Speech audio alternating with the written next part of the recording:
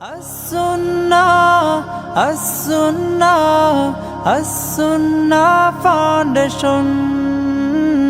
As-Sunnah, As-Sunnah, As-Sunnah Foundation. আসসালামু আলাইকুম রহমতুল্লাহ বরাকাতু। আলহামদুলিল্লাহ, আসসালাতু আসসালামু আলা রাসূলিল্লাহ বাদ। সুপ্রিয় দর্শক শ্রোতা ভাই বোন, দেশ কিংবা প্রবাস যে যেখান থেকে দেখছেন, আপনাদের সকলকে সাদর আমন্ত্রণ জানাচ্ছি আস-সুন্নাহ ফাউন্ডেশন স্টুডিও থেকে। আপনারা দেখছেন আস-সুন্নাহ ফাউন্ডেশন আয়োজিত সাপ্তাহিক প্রশ্ন উত্তরমূলক অনুষ্ঠান শরীআহ সমাধানের 263তম পর্ব। অন্যান্য দিনের মতো আজও ইনশাআল্লাহ ঘণ্টা ব্যাপী আপনাদের জীবন জিজ্ঞাসামূলক প্রশ্ন উত্তর দেওয়ার চেষ্টা করব। ওয়ামা তৌফিকি ইল্লা বিল্লাহ। প্রিয় দর্শক, আজকের এই রেকর্ডেড লাইভ অনুষ্ঠানটিতে আমরা আপনাদেরকে কোরবানি সংশ্লিষ্ট প্রশ্নগুলোর উত্তর দেওয়ার চেষ্টা করব, আল্লাহ যদি তৌফিক দান করেন। আপনার যে কোনো জীবন ঘনিষ্ঠ জিজ্ঞাসা এই পোস্টের মন্তব্যের ঘরে লিখুন, আমরা ইনশাআল্লাহ রিপ্লাইয়ের মাধ্যমে আপনাদেরকে সে উত্তর দেওয়ার চেষ্টা অব্যাহত রাখব। চলুন তাহলে আর বিলম্ব না করে ইতিমধ্যে যে সমস্ত প্রশ্ন আমাদের কাছে চলে এসেছে সেই প্রশ্নগুলো উত্তর দেওয়ার পালায় আমরা প্রবেশ করি। শুরুতে যে প্রশ্নটি আমি দেখতে পাচ্ছি সেটি হলো, কোরবানি কার উপর ওয়াজিব হয়, কি পরিমাণ সম্পদ থাকলে কোরবানি করতে হয়? এর উত্তর হলো, ফুকাহে আহনাফের মতে কোরবানির ঈদের দিন এবং কোরবানির ঈদের পরে আরো 2 দিন, এই 3 দিনের মধ্যে কারো কাছে যদি এই পরিমাণ সম্পদ থাকে যে সম্পদ দিয়ে তিনি 52.5 তোলা রূপা কিনতে পারেন, তাহলে তার উপরে কোরবানি ওয়াজিব হয় এবং এই পরিমাণ সম্পদ থাকলে তাকে কোরবানি করতে হয়। 52.5 তোলা রূপা কেনার মতো যে অর্থ, সেটা ঠিক কত টাকা? আমরা বর্তমান বাজার দর যদি হিসেব করি, এক্সাক্ট বাজার দর হিসেব করা কঠিন। এক এক সময় রূপার দাম এক এক রকম হয়, তুলনামূলক স্বর্ণের মতো এত বেশি ওঠানামা না করলেও কম বেশি হতে থাকে। আনুমানিক 80 থেকে 85 হাজার টাকা এর কিছুটা কম বা বেশি এই রেঞ্জের কাছাকাছি অবস্থান করে 52.5 তোলা রূপার দাম। তো এই পরিমাণ নগদ অর্থ যদি কারোর থাকে কারোর কাছে এই কোরবানির দিনগুলোতে, অথবা এমন জিনিসপত্র, অলংকার, বসত বাড়ি কিংবা বসত বাড়ির বাইরে অতিরিক্ত জমি জমা, যেগুলো উপরে তার বসবাস ভরণ পোষণ নির্ভরশীল না, এরকম অতিরিক্ত সহায় সম্পদ যদি থাকে, ব্যবসার মালামাল যদি থাকে, নগদ অর্থ যদি থাকে, তাহলে তার উপরে কোরবানি আবশ্যক হয়। অর্থাৎ জাকাত আবশ্যক হওয়ার জন্য যে নেসাব আছে 52.5 তোলা রূপা, সেটার সমপরিমাণ বা সেটা কেনার মতো টাকা যদি কারোর কাছে থাকে, সেটার বয়স 1 বছর না হলেও কোরবানির দিনগুলোতে এই পরিমাণ টাকা থাকলে তার উপরে কোরবানি আবশ্যক হয়। স্বামীর সাথে থাকা অবস্থায় স্ত্রীর যদি জাকাত পরিমাণ সম্পদ থাকে, তাহলে কি স্ত্রীকে নিজস্ব অর্থে পৃথকভাবে কোরবানি দিতে হবে? উত্তর হলো, স্বামীর নেশা পরিমাণ টাকা থাকলে, সম্পদ থাকলে তার উপরে কোরবানি যেরকম বর্তায় আবশ্যক হয়, স্ত্রী যদি 52.5 তোলা রূপা কেনার মতো টাকা বা সম্পদ তার কাছে থাকে, তাহলে সেক্ষেত্রে তার উপরে পৃথকভাবে কোরবানি ওয়াজিব হয়। অর্থাৎ দুজনকে আলাদা আলাদা কোরবানি করতে হবে যদি দুজনই সচ্ছল হন শরিয়াত দৃষ্টিকোণ থেকে। এটি ফুকাহে আহনাফের মত। অবশ্য ফুকাহে হাম্বলি তথা সৌদি আরবের বর্তমান উলামায়ে কেরাম তারা বলেন যে একটা পরিবারের মূল কর্তা যিনি, তার উপরে কোরবানি আবশ্যক হলে তিনি কোরবানি দিলে পরিবারের অন্য সদস্যের তরফ থেকে কোরবানি আদায় হয়ে যাবে। কারণ কোনো কোনো হাদিসে প্রত্যেক ফ্যামিলির উপরে, পরিবার উপর একটি করে কোরবানি আবশ্যক, এরকম কথা বর্ণিত হয়েছে। ফুকাহে আহনাফের উলামায়ে কেরাম এর বিভিন্ন রকমের জবাব দিয়ে থাকেন। যেমন তোমার থেকে একটি হলো যে, আগে একটা সময় নবী সাল্লাল্লাহু আলাইহি ওয়াসাল্লাম যখন এটি বলেছেন, তখন সাধারণত বা কমন চিত্র থাকতো যে পরিবারের কর্তা যিনি, তার কাছে সম্পদ থাকতো, বাকিরা যারা তার অধীনস্থ থাকতেন তারা মূলত নেশাব পরিমাণ আলাদা সম্পদের মালিক হতেন না। আর ছেলেরা বড় হলে, বিয়ে শাদী করলে তারা আলাদা সংসার তাদের হয়ে যেত। এই কালচার প্রতিষ্ঠিত ছিল, সেজন্য আলাদা করে পরিবারের কথাটা সেখানে বলা হয়েছে। আরো নানাবিধ আলোচনা এখানে আছে। খোলাসা কথা হলো, ফুকাহে হানাফের মতে স্বামী তার নেশাব পরিমাণ সম্পদ থাকলে তাকে যেরকম জাকাত, তাকে যেরকম কোরবানি দিতে হবে, স্ত্রীকেও আলাদা করে কোরবানি দিতে হবে যদি তার সে পরিমাণ সম্পদ থাকে। সন্তানের টাকায় বাবা কোরবানি দিতে পারবে কিনা? সন্তান যদি বাবাকে টাকা দেন কোরবানি দেওয়ার জন্য, তাহলে প্রথমত দেখতে হবে এই টাকাটা সন্তান বাবাকে কোন হিসাবে দিয়েছেন। একটা হলো বাবাকে কোরবানি দেওয়ার জন্য দিয়েছেন, যে বাবা তুমি কোরবানি দাও, আমি টাকা দিলাম, তারপরে টাকাটা আমি তোমাকে দিলাম, এই টাকা দিয়ে তুমি কোরবানি দাও। তাহলে বাবার তরফ থেকে সেই কোরবানি হবে, তার সব বাবা পাবেন। আর সন্তান বাবাকে কোরবানি করার জন্য টাকা দিয়েছেন, ভালো কাজের জন্য টাকা দিয়েছেন, সেই হিসাবে তিনি আলাদা করে আল্লাহ তাআলার কাছে এই দানের সওয়াব পাবেন। আর যদি এমন হয় যে সন্তান তার নিজের কোরবানি বাস্তবায়নের জন্য বাবার কাছে টাকা দেন, তাহলে সেক্ষেত্রে সন্তানের কোরবানি আদায় হবে এবং সন্তান তার জন্য আল্লাহর কাছে সওয়াব পাবেন। আর বাবা একটা ভালো কাজ করেছেন, সন্তানের তরফ থেকে কোরবানি বাস্তবায়ন করেছেন, একটা নেক কাজে সহযোগিতা করেছেন, সন্তানের কাজটা বাস্তবায়নের ক্ষেত্রে তিনি প্রতিনিধির ভূমিকায় অবতীর্ণ হয়েছেন, সেই জায়গা থেকে তিনি সওয়াব পাবেন ভিন্নভাবে, সেটা ভিন্ন কথা, কিন্তু কোরবানির সওয়াবটা সন্তান পাবে। তো এটি নিয়তের উপর নির্ভরশীল, অর্থাৎ সন্তান যে টাকা দিয়েছেন কোরবানি করার জন্য, তার এই টাকা দেওয়ার ক্ষেত্রে কি নিয়ত ছিল। বাবার তরফ থেকে কোরবানি দেওয়ার জন্য যদি হয়, তাহলে বাবাকে বলে দিবে যে বাবা, কোরবানিটা তোমার তরফ থেকে হবে, টাকাটা আমি দিলাম। আর যদি সন্তান নিজের তরফ থেকে হয়, তাহলে সেটাও তাকে তার নিয়তটাকে স্পষ্ট করতে হবে, তার নিয়ত সেরকম ফিক্স থাকতে হবে যে আমার কোরবানি, জাস্ট বাবাকে বললাম যে বাবা তুমি জবে করে কোরবানি বাস্তবায়ন করে দাও। অনেক ক্ষেত্রে এই বিষয়গুলো অস্পষ্ট থাকে, যার কারণে কিছুটা জটিলতা তৈরি হয়। অতএব এটি নির্ভর করে নিয়তের উপরে। অন্যের দেওয়া টাকায় কোরবানি করলে কোরবানি সহি হবে কিনা। অন্য কেউ যদি আপনাকে কোরবানি করার জন্য টাকা দেয়, তাহলে সেক্ষেত্রে সেই টাকা দিয়ে আপনি পশু কিনে কোরবানি করলেন, অথবা আপনাকে অন্য কেউ একটা পশু দিল কোরবানি করার জন্য, সেটা আপনি কোরবানি করলেন, অবশ্যই আপনার সেই কোরবানি বিশুদ্ধ হয়ে যাবে। কোরবানি নিজের টাকাতেই করতে হবে এমন কোনো বাধ্যবাধকতা নেই। আপনাকে আপনার ভাই, আপনার বন্ধু, পরিবারের কেউ একটা গরুর টাকা, একটা ছাগলের টাকা দিয়ে দিল, বললো এটা তুমি কোরবানি করিও, মানে আপনি আপনার ইবাদতটা করবেন, তিনি আপনাকে সহযোগিতা করলেন, আপনাকে টাকার মালিক বানায় দিলেন বা পশু মালিক বানায় দিলেন, কোরবানির জন্য দিলেন, আপনি সেটা আপনার নিজের তরফ থেকে কোরবানি করতে পারেন, কোনো অসুবিধা নেই। অন্যের দেওয়া টাকা বা অন্য দেওয়া পশু দিয়ে কোরবানি করা যায়, কিন্তু অন্যের দেওয়া টাকা বা পশুটা যদি আপনার তার কাছ থেকে একরকম জোরপূর্বক আদায় করা হয় বা যে যৌতুক ইত্যাদির মতো করে আদায় করা হয়, তাহলে সেটা তো ভিন্ন কারণে গুনাহের বিষয় হবে। ঋণ করে কোরবানি করা যাবে কিনা, এর উত্তর হলো হ্যাঁ, ঋণ করে কোরবানি করা যাবে। যদি ঋণ পরিশোধ করার সদিচ্ছা থাকে, সুন্দর কোনো পরিকল্পনা থাকে, তো সেক্ষেত্রে আপনি ঋণ করে কোরবানি করতে পারেন। অনেকেই এমন হতে পারেন যে কোরবানির মৌসুমে এই মুহূর্তে তার কাছে টাকা নেই, কিছুদিন পরে তার কাছে টাকা আসবে, অতএব যখন আসবে তিনি তখন সে টাকা দিয়ে ঋণ পরিশোধ করে দিবেন। এক কথায় স্বাভাবিকভাবে আমাদের অন্যান্য প্রয়োজনীয় কাজগুলো যেরকম আমরা ঋণ করে সারি, আর্থিক যে সমস্ত ইবাদত আছে সেগুলো সম্পাদন করবার জন্য ঋণ করা এটা জায়েজ এবং বিধেয়।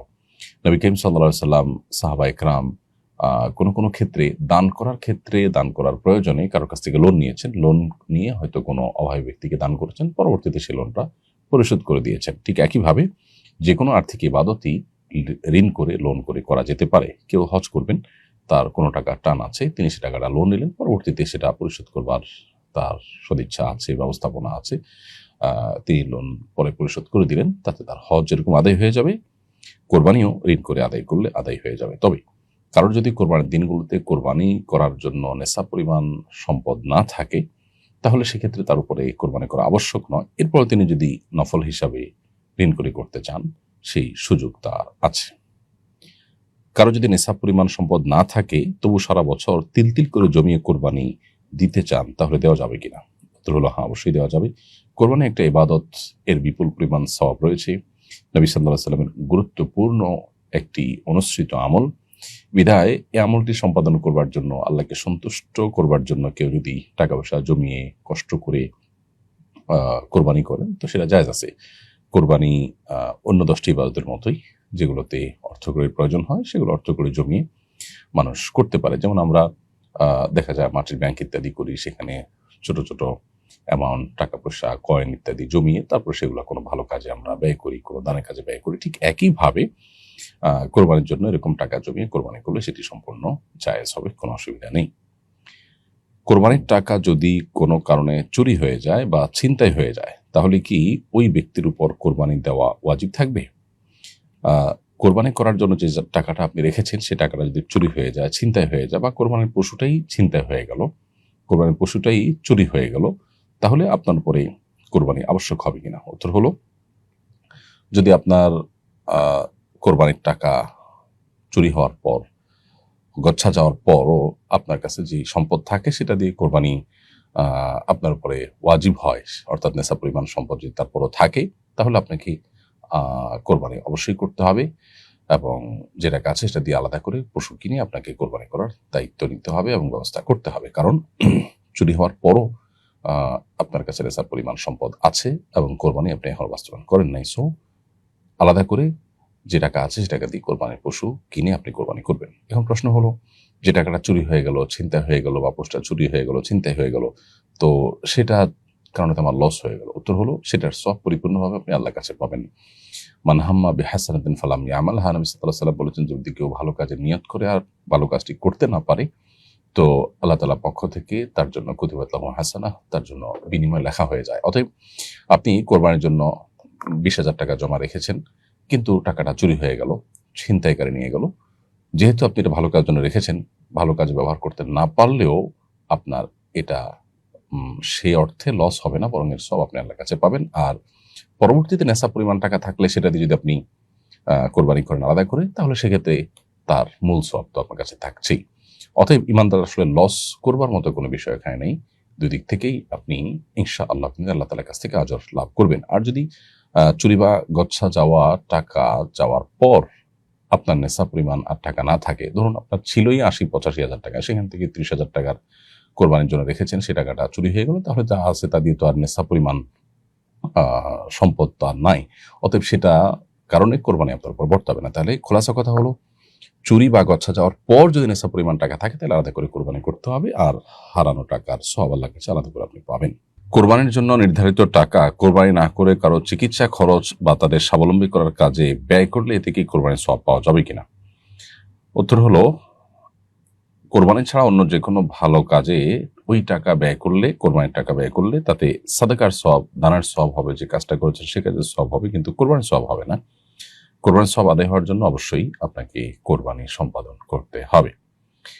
একজন ব্যক্তি যদি অন্যের নামে তার অনুমতি ছাড়া কোরবানি করে, তবে সেটি বৈধ হবে কিনা?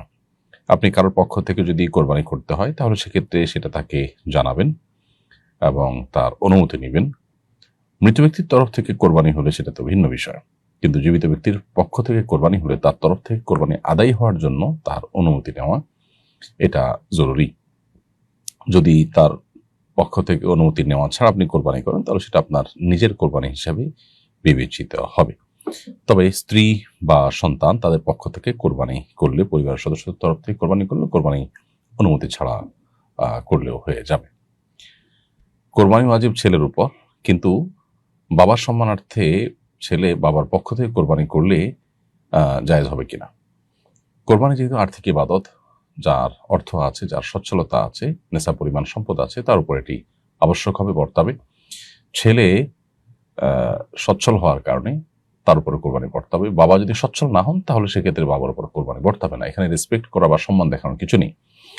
অতএব ছেলে নিজের তরফ থেকে কোরবানি করতে হবে। নিজের কোরবানি করার পর যদি তার আর্থিক সঙ্গতি থাকে, নফল হিসাবে বাবার তরফ থেকে করেন, যেহেতু বাবার সেই আর্থিক সচ্ছলতা নেই, তাহলে নফল হিসাবে করতে চাইলে সেটি হতে পারে, কিন্তু নিজেরটা তাকে অবশ্যই আগে করতে হবে এবং নিশ্চিত করতে হবে। নিজের কোরবানি বাদ দিয়ে বাবাকে খুশি করার জন্য বা বাবার সম্মানার্থে বাবার তরফ থেকে যদি কোরবানি করেন, তাতে বাবা নফল কোরবানির সওয়াব হয়তো পেয়ে যাবেন, কিন্তু ছেলের যে ওয়াজিব কোরবানি বা আবশ্যিক কোরবানি, সেটি কিন্তু আদায় হবে না, যার ফলশ্রুতিতে ছেলে কিন্তু গুনাহগার হবেন। মৃত ব্যক্তির পক্ষ থেকে কোরবানি করা যাবে কিনা এবং সেই গোশত নিজেরা খেতে পারবে কিনা? উত্তর হলো হ্যাঁ, মৃত ব্যক্তির পক্ষ থেকে কোরবানি করা যাবে। এক্ষেত্রে যিনি অর্থ দিয়ে মৃত ব্যক্তির তরফ থেকে কোরবানি করার উদ্যোগ গ্রহণ করেছেন, এটা গোশত পরিপূর্ণভাবে তার হক হবে। তিনি নিজের গোশতের মধ্যে যেরকম 3 ভাগ করতেন মুস্তাহাব হিসাবে, সেটি করতে পারেন, তার কম বেশি করতে পারেন, এটি একান্ত তার হক। আর যিনি কোরবানি করেছেন, কোরবানিটা তার পক্ষ থেকেই হবে। মৃত ব্যক্তির তরফ থেকে করার কারণেই মৃত ব্যক্তিকে আল্লাহ তাআলা কোরবানির সওয়াব দান করবেন। আর এই বিষয়টি আলী রাদিয়াল্লাহু তাআলা আনহু থেকে, বিভিন্ন সাহাবীদের থেকে প্রমাণিত রয়েছে, বর্ণিত রয়েছে। অনেক উলামা ইকরাম, বিশেষ করে সৌদি আরব উলামা ইকরাম, তারা অবশ্যই ক্ষেত্রে ভিন্ন কথা বলেন। তারা বলেন যে মৃত ব্যক্তির তরফ থেকে কোরবানি বিশুদ্ধ হবে, তবে তার জন্য জীবিতদের পক্ষ থেকে যে কোরবানি হবে, তার সাথে মৃত ব্যক্তিদেরকে ইনক্লুড করে কোরবানি করা যেতে পারে। অর্থাৎ আপনি একটা গরুতে আপনার জন্য কোরবানি করছেন, পাশাপাশি কোনো মৃত আপনার আত্মীয় স্বজন বা মৃত কোনো ব্যক্তিকে, তার নামও সেখানে সামিল করলেন। তারা সেটাকে শর্ত জুড়ে দেন যে জীবিত ব্যক্তির সাথে মিলিয়ে মৃত ব্যক্তির কোরবানি করা যাবে, যদিও সাহাবা ইকরাম থেকে সাধারণভাবেই মৃত ব্যক্তির তরফ থেকে কোরবানি করার বিষয়টি প্রমাণিত বা বর্ণিত রয়েছে। কোরবানি পশু কেনার পর কেউ যদি মৃত্যুবরণ করে, তাহলে তার নামে কোরবানি করা কি ওয়ারিসদের জন্য আবশ্যক হয়ে যাবে? কেউ কোরবানি পশু কিনেছেন, কিন্তু কোরবানি পশু দিয়ে কোরবানি করার আগে আগে তিনি দুনিয়া থেকে চলে গেছেন, তাহলে সেই পশু দিয়ে কোরবানি করাটা ওয়ারিসদের জন্য আবশ্যক হবে না। কোরবানির এখনো সময় শেষ হয়ে যায়নি, তার আগে আগে তিনি মারা গেছেন। এরকমটি হলে সেই পশুটা ওয়ারিসদের মালিকানায় প্রবেশ করবে, মৃত ব্যক্তির অন্যান্য সম্পদের সাথে এটাকেও যুক্ত করে ওয়ারিসদের মধ্যে মিরাস হিসাবে বন্টন হবে। অর্থাৎ ওয়ারিসদের জন্য এই কোরবানির করাটা, এই পশু কোরবানি করাটা আবশ্যক নয়। তবে যদি ওয়ারিসরা মৃত ব্যক্তির তরফ থেকে ওই পশুকে সবাই সম্মিলিতভাবে সিদ্ধান্ত নিয়ে কোরবানি করার নিয়ত করেন যে আমরা সবাই আমাদের তরফ থেকেই, যেহেতু তারা মালিক এখন, তাদের অনুমোদনটা এখানে গুরুত্বপূর্ণ। মানুষ মারা যাওয়ার সঙ্গে সঙ্গে তার সম্পদ আর তার মালিকানায় থাকে না, বিধায় ওয়ারিসরা যদি সবাই মিলে সম্মত হয়ে তাদের সবার উদ্যোগে সে পশু মৃত ব্যক্তির তরফ থেকে কোরবানি করতে চান, সেটা ভিন্ন কথা, জায়েজ হবে। মুসাফিরের জন্য কোরবানি বাধ্যতামূলক কিনা? উত্তর হলো না, মুসাফিরের জন্য কোরবানি বর্তায় না।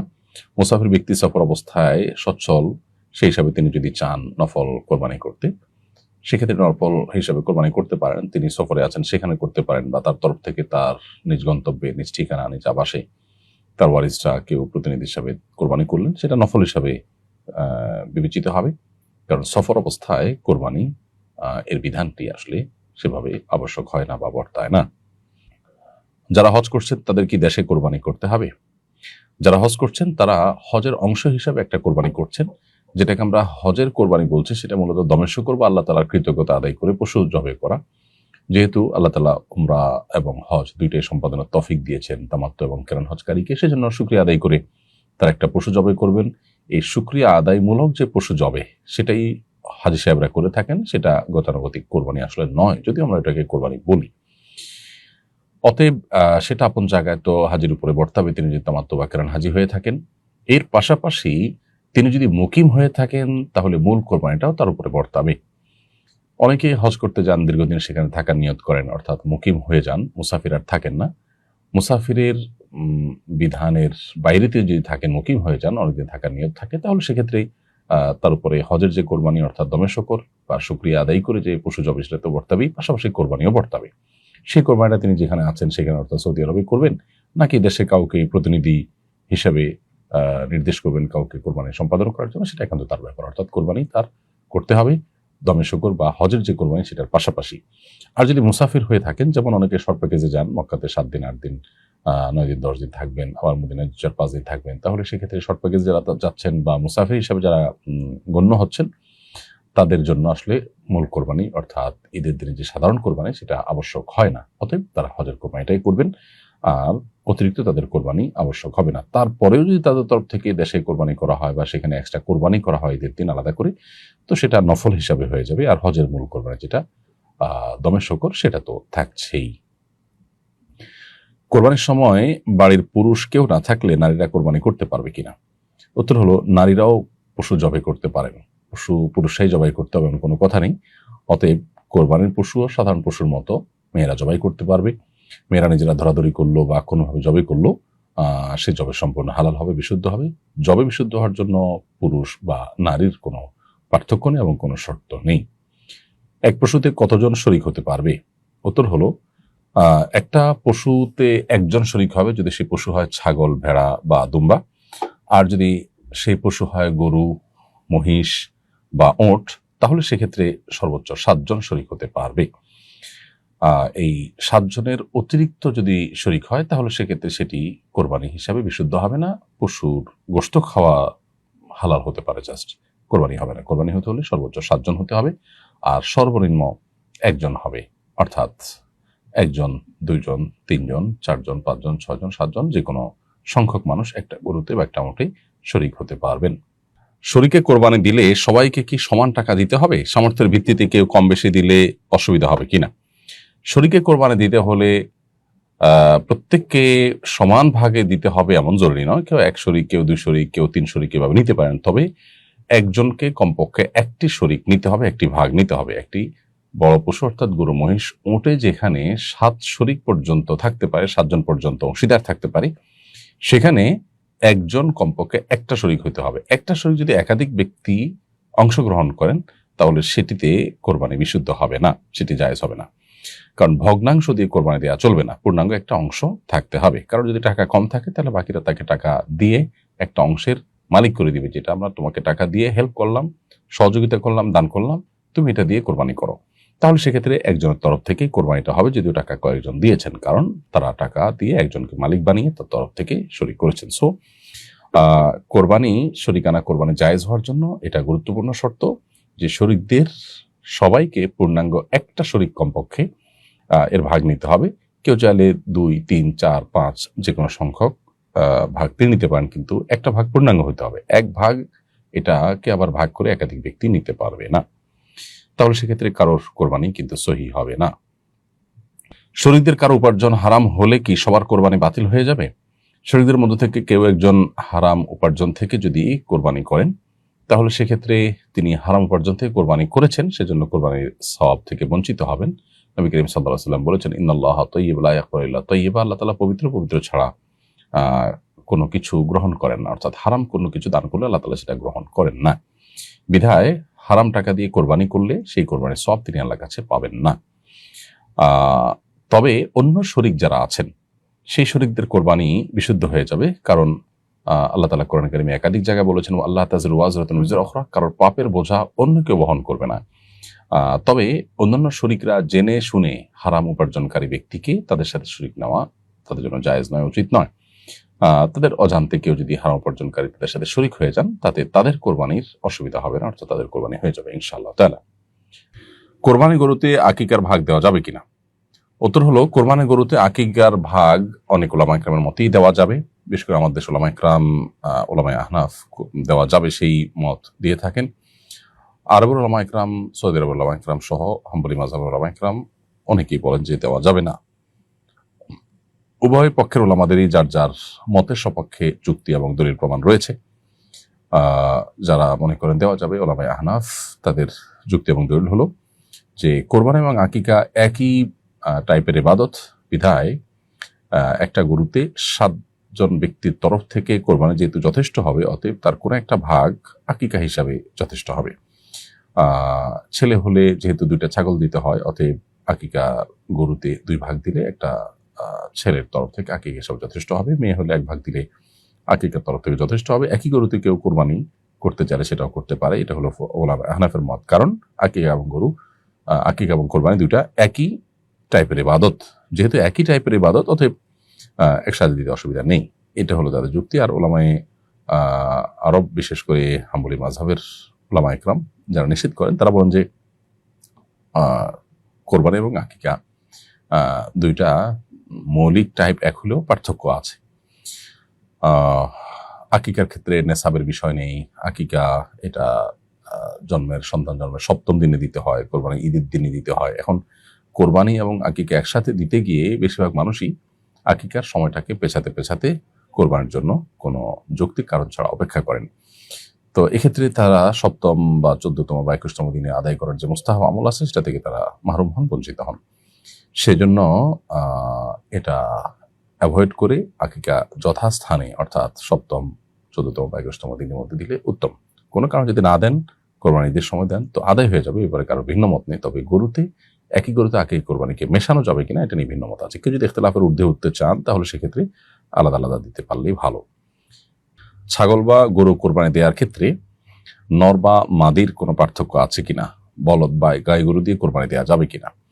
কোরবানি দেওয়ার ক্ষেত্রে গরু, ছাগল, দুম্বা, ভেড়া কিংবা ওঁট যেটাই হোক না কেন, এগুলোর নর মাদি, ছাগলের ক্ষেত্রে খাসি হোক আর সাধারণ ছাগল হোক, আপনার মাদি হোক কিংবা নর হোক, গরুর ক্ষেত্রে বলদ হোক কিংবা গাই গরু হোক, এর সবগুলোতেই কোরবানি বিশুদ্ধ হয়ে যাবে। দেখার বিষয় হলো যে নির্দিষ্ট বয়সে পৌঁছেছে কিনা এবং যে সমস্ত ত্রুটির কারণে কোরবানি বিশুদ্ধ হয় না, সেরকম ত্রুটি থেকে মুক্ত কিনা। এই বিষয়গুলো যদি নিশ্চিত করা যায় যে ত্রুটি থেকে মুক্ত এবং নির্দিষ্ট বয়স হয়ে গেছে, তাহলে সেটা দিয়ে কোরবানি দেওয়া যাবে। হোক সেটা বলদ গরু কিংবা গাই গরু, হোক সেটা খাসি ছাগল কিংবা সাধারণ কোনো ছাগল, নর হোক কিংবা মাদি হোক, সব অবস্থায় কোরবানি দেওয়া যাবে। কোরবানি পশুর বয়স সীমা কত হবে? দাঁত দেখে পশু ক্রয় করা কি জরুরি? ওটার ক্ষেত্রে 5 বছর হওয়া জরুরি। ওর দিয়ে কোরবানি দেওয়া বিশুদ্ধ হবে যদি 5 বছর হয়। 5 বছর নিচে হলে জবে করে গোশত খাওয়া যাবে, কিন্তু কোরবানির জন্য সেটা উপযুক্ত হবে না। গরু এবং মহিষের ক্ষেত্রে 2 বছর এবং ছাগলের ক্ষেত্রে 1 বছর হতে হবে, ভেড়া দুম্বার ক্ষেত্রেও তাই, অর্থাৎ 1 বছর বয়স হতে হবে। অবশ্য আপনার ভেড়া দুম্বা এগুলো যদি হৃষ্টপুষ্ট হয় তাহলে সেক্ষেত্রে 6 মাস বয়স হলেও যথেষ্ট হবে কোরবানি দেওয়ার জন্য। নির্ধারিত বয়স হলেই গরুর ক্ষেত্রে যেমন 2 বছর, ছাগল, ভেড়া দুম্বা এগুলোর ক্ষেত্রে 1 বছর। তো এই সময় হলেই সেটা দিয়ে কোরবানি বিশুদ্ধ হবে। তাতে দাঁত 2টা, 2 বছর হলে 2টা, 1 বছর হলে 1টা, সেটি দেখা যাক বা না যাক, মালিক যিনি গরুর তিনি যদি নিশ্চিত হন যে হ্যাঁ এটার বয়স 2 বছর হয়ে গেছে, মহিষের বয়স 2 বছর হয়ে গেছে, তাহলে তাদের কোরবানি দেওয়া যাবে। দাঁতটা শুধুমাত্র আমাদের বোঝার সুবিধার জন্য, অতএব দাঁত না উঠলেও কোনো কারণে বয়স হয়ে গেলে সেটা দিয়ে কোরবানি দেওয়া যাবে। আর যদি এমন হয় যে দাঁত নাই কিন্তু ঘাস চিবিয়ে খেতে পারে, তার মানে সুস্থ সবল, তাহলে সেটি কোরবানি দিতে পারবেন। আর যদি ঘাস খেতে পারে না, দাঁত না থাকার কারণে এরকম অসুস্থ হয়, তাহলে সেক্ষেত্রে সেটা দিয়ে কোরবানি দেওয়া বিশুদ্ধ হবে না। অসুস্থ, অপুষ্ট বা অঙ্গহানি ঘটেছে এমন পশু দিয়ে কোরবানি করা যাবে কিনা? এর উত্তর হলো, পশু যদি এত বেশি অসুস্থ হয় এবং এত বেশি অপুষ্ট হয় যে জবাইয়ের জায়গা পর্যন্ত, যেখানে বাধা আছে সেখান থেকে জবাই করার জন্য যে জায়গা, সেই জায়গা পর্যন্ত হেঁটে যেতে পারে না, এত দুর্বল যদি হয়, তাহলে সেটা দিয়ে কোরবানি দিলে কোরবানি হবে না। এমনিতে জবাই করে গোশত খাওয়াতে যাবেই। আবার যে পশুর লেজ কিংবা কোনো অঙ্গ যেমন এক কানের অর্ধেক বা তার বেশি কাটা আছে, তাহলে সেক্ষেত্রে সেই পশু দিয়ে কোরবানি দেওয়া জায়েজ নয়।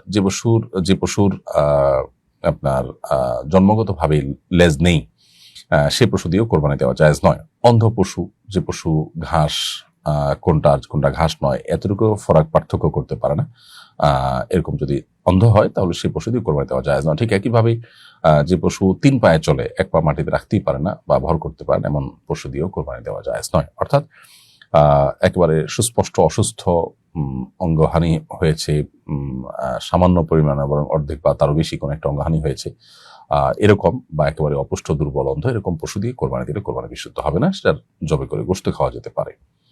শিংবিহীন অথবা শিং ভাঙা পশু দিয়ে কোরবানি করার বিধান কি? শিংবিহীন পশু দ্বারা কোরবানি করা জায়েজ, কিন্তু শিং যদি ভেঙে যায়, অর্থাৎ ভাঙার কারণে শিংবিহীন হয়েছে এমন যদি হয়, তাহলে সেক্ষেত্রে অগ্রভাগ ভেঙে গেছে, আগা সামান্য একটু ভেঙে গেছে, তাতেও কোরবানি জায়েজ হবে। আর যদি গোড়া থেকেই ভেঙে যায়, তাহলে এর ফলে যদি মস্তিষ্ক ক্ষতিগ্রস্ত হয়, তাহলে তা দ্বারা কোরবানি জায়েজ হবে না। এমনিতেই জন্মগতভাবে শিং নেই, এরকম যদি হয়, বয়স নির্দিষ্ট বা নির্ধারিত বয়সে পৌঁছালেই সেটা দিয়ে কোরবানি দেওয়া জায়েজ হবে। কোরবানির জন্য ইচ্ছাকৃতভাবে কম দামে দুর্বল পশু কেনা শরীয়ত সম্মত কিনা? যদি সামান্য দুর্বল হয়, যেটা শরিয়াতে অ্যালাউ করে, সেরকম দুর্বলতা সহকারে পশু কোরবানি করলে সেটা জায়েজ আছে, সেটা দিয়ে কোরবানি হয়ে যাবে। আর যদি এত দুর্বল হয় যেটা দিয়ে আসলে কোরবানি বিশুদ্ধ হয় না, যেমন বাঁধার জায়গা থেকে নিয়ে জবাই করার জায়গা পর্যন্ত যেতে পারে না পায়ে হেঁটে, এত দুর্বল হয়, বা দুর্বলতার যে সংজ্ঞাগুলো দেওয়া আছে যে এত অপুষ্ট, এত দুর্বল যে সে আসলে অন্ধ হয়ে গেছে, ঘাস পর্যন্ত দেখতে পায় না, 1 পা ভেঙে গেছে, ওই পা দিয়ে কোন রকম ভর করে হাঁটতে পারে না, এ ধরনের বড় ত্রুটি যদি হয়, তাহলে সেটা দিয়ে কোরবানি সই হবে না। তবে কিছুটা দুর্বল দেখে কেউ কিনলো, তার টাকা কম আছে সেজন্য, তাহলে সেটা কোরবানির জন্য ক্ষতিকারক না, কোরবানি হয়ে যাবে। অবশ্য আল্লাহর রাহে কোরবানি করার ক্ষেত্রে যতটা ফ্রেশ হবে, যদি আর্থিক সঙ্গতি থাকে, ততই ভালো, এবং যত বেশি টাকা ব্যয় করবে আল্লাহর কাছে, তার জন্য সওয়াব তিনি সেবার পাবেন। যে গরুকে মোটা তাজা করার জন্য কৃত্রিম ওষুধ বা ইনজেকশন দেওয়া হয়, সেই গরু দিয়ে কোরবানি করা যাবে কিনা? উত্তর হলো, কোরবানি করা যাবে, কোরবানি হয়ে যাবে। তবে মানব দেহের জন্য ক্ষতিকর বা পশুর জন্য কষ্টকর এরকম কোনো ওষুধ প্রয়োগ করে মুনাফা অর্জন করা, এটা জায়েজ নয়। অতএব এই কাজগুলো যারা করবে তারা গুনাহগার হবেন, এবং তাদের এর জন্য আল্লাহর কাছে জবাবদিহিতার মুখোমুখি হতে হবে। মানুষের স্বাস্থ্যের জন্য ক্ষতিকর কাজ করে তারা গুনাহগার হবেন, সেটি সম্পূর্ণ ভিন্ন বিষয়। তবে এর ফলশ্রুতিতে পশু যদি ব্যাপক অসুস্থ হয়ে না যায়, যে অসুস্থতার কারণে কোরবানি বিশুদ্ধই হয় না, তাহলে সেক্ষেত্রে সুস্থ স্বাভাবিক অন্য 10টা পশুর মতো যদি থাকে, হাঁটাচলা করতে পারে, খেতে পারে, দেখে, এরকম সুস্থতার স্বাভাবিকতা সাধারণত আপনার মোটা তাজা করার ওষুধ দিলেও পশুর মধ্যে থাকে, তো সেই পশু দিয়ে কোরবানি করতে পারবেন, কোরবানি হয়ে যাবে। ঈদের নামাজের আগেই কোরবানি করলে কোরবানি সহি হবে কিনা? কোরবানি সহি বা বিশুদ্ধ হওয়ার জন্য পূর্ব শর্ত হলো ঈদের নামাজ শেষ হওয়া। ঈদের নামাজ যদি শেষ না হয়, ঈদের জামাত যদি কোথাও না হয়, তাহলে সেক্ষেত্রে এরকম সময় কোরবানি করলে সেটা কোরবানি হিসাবে বিশুদ্ধ হবে না, পশু জবে হবে এবং সাধারণ গোশত খাওয়া হবে, কোরবানি হবে না। কোরবানি হতে হলে ঈদের জামাত হতে হবে, ঈদের নামাজ হতে হবে, ঈদের নামাজের পরপর কোরবানি করা যাবে। অতএব আপনি যে এলাকাতে কোরবানি করছেন, হয়তো এই এলাকাতে ঈদের নামাজের এখনো সময় হলো না বা পড়া হলো না, অন্য কোথাও ঈদের নামাজ হয়েছে, আপনি সেখানে পড়েছেন বা ঈদের জামাত হয়েছে, তারপরে কোরবানি করলে সেটি বিশুদ্ধ হবে। অর্থাৎ কোরবানিটা ঈদের জামাতের পরে হলেই হলো, কোথাও ঈদের নামাজই হয়নি বা তার আগেই কোরবানি হয়ে গেল ফজরের পর বা ঈদের নামাজের আগে, তাহলে সেই কোরবানি বিশুদ্ধ হবে না। প্রিয় দর্শক, দেখতে দেখতে আমরা অনুষ্ঠানের ঠিক মাঝামাঝি পর্যায়ে পার হয়েছি। সময় হয়েছে একটি ছোট্ট বিরতিতে যাওয়ার। বিরতির পর আবারও ফিরে আসছে, আমাদের সঙ্গেই থাকুন। অসহায় দরিদ্রদের দারিদ্র দূরীকরণ ও স্বাবলম্বীকরণের লক্ষ্যে আসুন্নাহ ফাউন্ডেশন পরিচালনা করছে স্বাবলম্বীকরণ প্রকল্প। স্বাবলম্বীকরণ প্রকল্পের আওতায় এ যাবৎ প্রায় ৩,০০০ মানুষকে প্রশিক্ষণ ও স্বাবলম্বীকরণ উপকরণ প্রদান করা হয়েছে। আপনার জাকাতের অর্থে স্বাবলম্বী হতে পারে অসহায় দরিদ্র মানুষ। আসুন্নাহ ফাউন্ডেশনের জাকাত তহবিলে জাকাত পাঠাতে ভিজিট করুন www.asunnahfoundation.org/donate/zakat। বিরতির পর আপনাদের আবারও স্বাগতম জানাচ্ছি শরীর সমাধান অনুষ্ঠানে। এবারে প্রশ্ন হলো, কোরবানির পশু জবাইয়ের সময় মুখস্থ বা লিখিত দোয়া না পড়লে কোরবানি সহিহ হবে কিনা? উত্তর হলো, কোরবানির পশু অথবা সাধারণ যে কোনো পশু জবে এবং কোরবানি বিশুদ্ধ হওয়ার জন্য বিসমিল্লাহ বলা শর্ত। কমপক্ষে বিসমিল্লাহ বলে যদি জবাই করা হয়, ইনশাআল্লাহ বিদিনিল্লাহ কোরবানি এবং জবে বিশুদ্ধ হয়ে যাবে। তো বিসমিল্লাহর পাশাপাশি আল্লাহু আকবার বলা সুন্নাত। অতএব বিসমিল্লাহ আল্লাহু আকবার বলে জবে করলে আরো ভালো। জবে তো হয়েও যাবে, পাশাপাশি সুন্নাহ আদায় হয়ে যাবে। এটা সাধারণ পশুর ক্ষেত্রেও তাই, কোরবানির নিয়ত করে জবাই করলেও তাই। তবে বিসমিল্লাহ আল্লাহু আকবারের পাশাপাশি কোরবানির পশুর ক্ষেত্রে আরো কিছু বাক্য পাঠ করা উত্তম এবং মুস্তাহাব। সেটি হলো আল্লাহুম্মা মিনকা ওয়ালাক। বিসমিল্লাহ আল্লাহু আকবারের পরে যদি বলা হয় বিসমিল্লাহ আল্লাহু আকবার, আল্লাহুম্মা মিনকা ওয়ালাক, হে আল্লাহ এই পশু আপনার তরফ থেকে এবং আপনার উদ্দেশ্যেই এটি নিবেদন করা হচ্ছে। এরপরে আবার বলবে, যদি নিজের তরফ থেকে হয় তাহলে বলবে আল্লাহ এটা আমার তরফ থেকে আপনি কবুল করুন। আর যদি অন্য কারো থেকে হয় তাহলে সেক্ষেত্রে বলা হবে, হে আল্লাহ এই পশু আপনি অমুকের পুত্র অমুক, অমুকের কন্যা অমুক, অমুকের পুত্র অমুক, অমুকের কন্যা অমুক, এভাবে করে করে শরীররা যারা আছে তাদের নাম নিয়ে বলা হবে যে আল্লাহ তাদের সবার তরফ থেকে আপনি কবুল করে নিন। তো এই পুরো কথাগুলো বলাটা হলো উত্তম এবং ভালো। যদি কোনো কারণে এটা বলা নাও হয়, মনে নিয়ত থাকে যে এটা কোরবানি পশু, কোরবানির উদ্দেশ্যে জবাই হচ্ছে, বিসমিল্লাহ আল্লাহু আকবার, তাতেই জবাই হয়ে যাবে। তবে পূর্ণাঙ্গ দোয়া এভাবে হতে পারে কোরবানির ক্ষেত্রে, বিসমিল্লাহি আল্লাহু আকবার, আল্লাহুম্মা মিনকা ওয়ালাক, এরপর হে আল্লাহ এই পশু অমুক অমুক অমুকের তরফ থেকে আপনি কবুল করে নিন। এ বলে যদি জবাই করা হয় ইনশাআল্লাহ জবাই বিশুদ্ধ হয়ে যাবে। এর বাইরে আলাদা কোনো এমন দোয়া নেই যেটা না পড়লে কোরবানি বিশুদ্ধই হবে না। শুধু বিসমিল্লাহ বলাটা হলো আবশ্যক, আর বাকিগুলো হলো উত্তম সুন্নাত মুস্তাহাব পর্যায়ের। সেগুলো কোনো কারণে না পড়া হলেও কিন্তু কোরবানি বিশুদ্ধ হয়ে যাবে। আমরা অনেক সাধারণ মানুষ কোরবানি করতে বা পশু জবাই করতে ইতস্তত বোধ করি, কারণ আমরা মনে করি যে কোনো দোয়া ছুটে গেল কিনা, তাতে কোরবানি না হয় কিনা। ব্যাপারটা মূলত সেরকম কিছু নয়। কোরবানি পশু জবাইয়ের সময় দোয়া না জানলে কি করব? শুধু বিসমিল্লাহ বললেই হবে? উত্তর হলো হ্যাঁ, শুধু বিসমিল্লাহ বলে জবাই করলে হয়ে যাবে। তবে বিসমিল্লাহর সাথে বিসমিল্লাহি আল্লাহু আকবার বললে বেশি উত্তম। এটুকু করলে পশু জবাই হয়ে যাবে এবং কোরবানি নিয়ত করে এটুকু বলে জবাই করলে কোরবানিও আদায় হয়ে যাবে। এক্ষেত্রে বাকি যে দোয়াগুলো আছে, আল্লাহুম্মা মিনকা ওয়ালাক, আল্লাহুম্মা তাকাব্বালহু মিন্নি, অথবা আল্লাহুম্মা তাকাব্বালহু মিন অমুক অমুক, আল্লাহ অমুক অমুকের তরফ থেকে কবুল করে নিন, এরকম কোনো কিছু না বললেও কোরবানি বিশুদ্ধ হয়ে যাবে। অতএব বিসমিল্লাহ আল্লাহু আকবার তো আমরা সব মুসলমানই জানি, আলহামদুলিল্লাহ, এটুকু পড়ে কোরবানি নিয়তে পশু জবাই করে ফেললে কোরবানি বিশুদ্ধ হয়ে যাবে। আমাদের এলাকায় গরু কোরবানির সময় ইমাম সাহেবের হাতে শরীকদের নামের তালিকা দেওয়া হয়। কোরবানির আগ মুহূর্তে তিনি তালিকা পড়ে নেন, এটা জরুরি কিনা? উত্তর হলো এটা জরুরি নয়।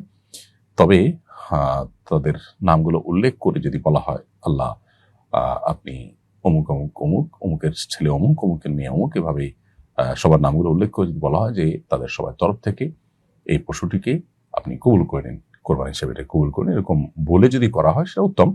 কিন্তু এটা জরুরি না। কোনো কারণে যদি নামের তালিকা না পাঠ করা হয়, নাম না নেওয়া হয় মুখে, সবাই জানেন কারা কারা এখানে শরীক আছেন, শুধু কোরবানির উদ্দেশ্যে বিসমিল্লাহ আল্লাহু আকবার বলে যদি ছুরি চালানো হয়, তাতে সবার কোরবানি বিশুদ্ধ হয়ে যাবে। অনেকেই এই নাম জপাটাকে আবশ্যক মনে করেন, মূলত সেটা আবশ্যক নয়, তবে হ্যাঁ উত্তম সন্দেহাতীত ভাবে। কোরবানি পশু জবাইয়ের সময় পশুকে অতিরিক্ত কষ্ট দিলে গুনাহ হবে কিনা? পশুকে অতিরিক্ত কষ্ট দিলে অবশ্যই গুনাহ হবে। নবী করিম সাল্লাল্লাহু আলাইহি ওয়াসাল্লাম বলেছেন সহিহ মুসলিম বর্ণিত হাদিসে, ইন্নাল্লাহা কাতাবাল ইহসানা আলা কুল্লি শাই, আল্লাহ তাআলা প্রত্যেকটা বস্তুর প্রতি ইহসান এবং অনুগ্রহ করাকে আবশ্যক করে দিয়েছেন। ফাইযা যাবাহতুম ফাহসিনু যিবহা ওয়া ইযা কাতালতুম ফাহসিনুল কিতলা। অতএব তোমরা কোনো পশু যখন জবাই করবে, সেই পশুকে জবাই করার ক্ষেত্রেও তোমরা তার প্রতি যাতে অমানবিক আচরণ না হয়, ইহসান যেন থাকে, অপ্রয়োজনীয় কষ্ট দেওয়া যেন না হয়, সেই ইহসানের মানসিকতা তোমাদের থাকতে হবে। এবং নবী সাল্লাল্লাহু আলাইহি ওয়াসাল্লাম বলেছেন যে তোমরা যখন পশু জবাই করবে তখন তার জন্য ছুরি বা চাকু ভালো করে ধার দিয়ে নেবে। এমনকি রণাঙ্গনে বা যুদ্ধক্ষেত্রে কিংবা কোনো ব্যক্তির দণ্ডস্বরূপ যদি তার মৃত্যু দণ্ড হয়, সেটা বাস্তবায়ন করতে হয়, সেক্ষেত্রেও নির্মমতা পরিহার করে ইহসানকে গ্রহণ করবার জন্য নবী সাল্লাল্লাহু আলাইহি ওয়াসাল্লাম একই হাদিসে নির্দেশ দিয়েছেন। এর জন্য পশু জবাইয়ের ক্ষেত্রে অপ্রয়োজনীয় পশুকে কষ্ট দেওয়া উচিত নয়। যেমন ফেলে রাখলেন, ধরে বেঁধে রাখলেন, গলা চিপে ধরে রাখলেন, চুরিয়ে পরে আনলেন, তাহলে এই যে অহেতুক কষ্টগুলো, এগুলো দিলে কিন্তু মাকরুহ হবে, মাকরুহ তাহরিমি হবে, গুনাহ হবে, কিন্তু কোরবানি হয়ে যাবে। আপনি কোরবানির মতো ইবাদত করেও যদি আল্লাহর অসন্তোষের কারণ হন, অহেতুক পশুকে কষ্ট দেন, তাহলে সেটা তো নিশ্চয়ই আপনার কোরবানির মানকে কমিয়ে দিবে। অনেক সময় ধারালো ছুরি দিয়ে কোরবানি না করে ভোতা ছুরি দিয়ে কোরবানি করা হয়, তাতে অহেতুক পশুকে অনেকক্ষণ ধরে চপচে করতে হয়, কষ্ট দিতে হয়। এটা থেকেও আমাদের বিরত থাকতে হবে।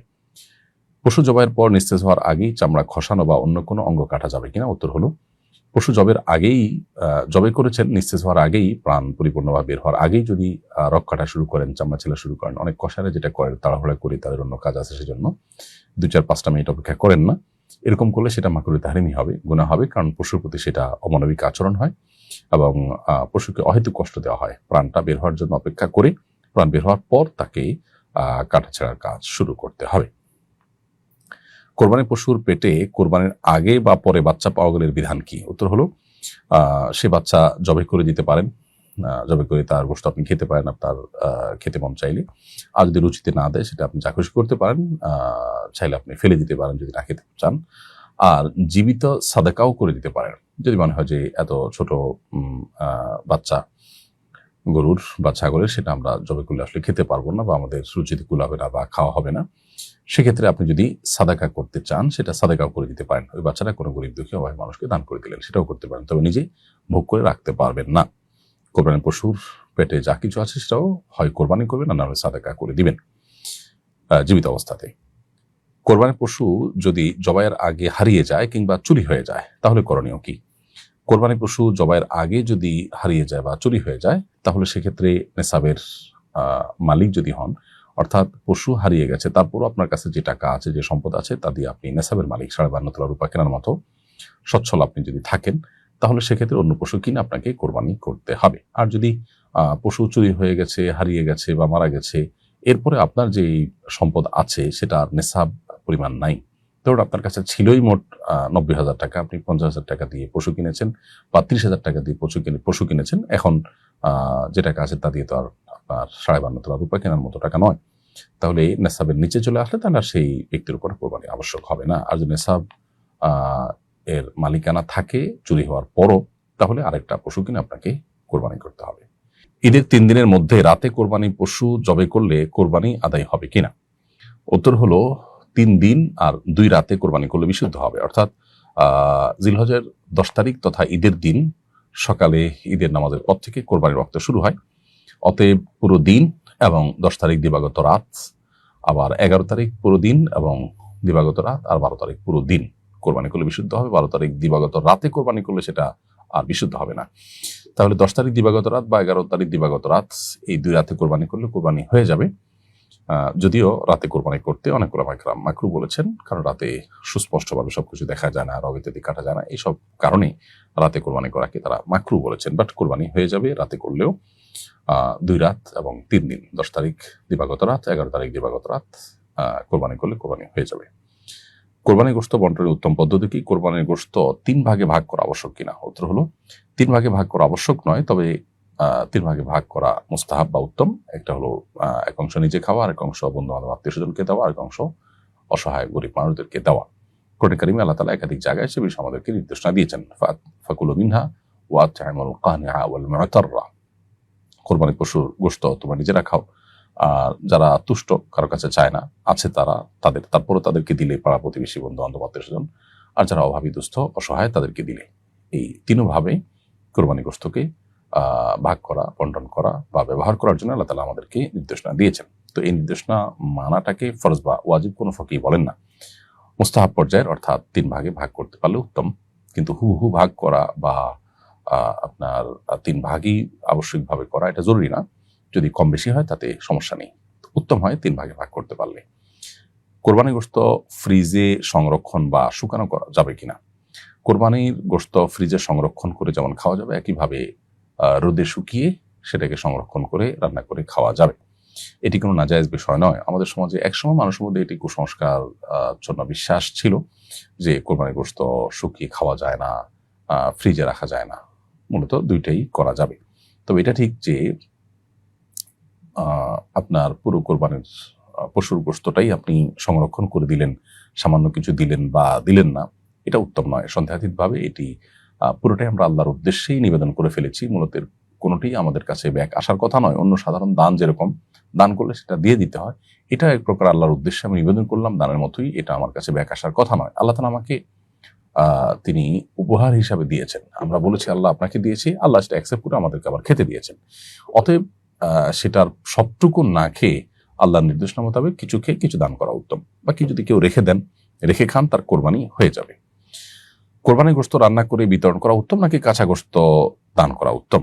সন্দেহাতীতভাবে যদি আপনি রান্না করে বিতরণ করেন সেটা বেশি ভালো, কারণ সেখানে আপনার আরো কষ্ট এবং পরিশ্রম, অর্থ ইত্যাদি ব্যয় হয়, যার কারণে সেটা উত্তম।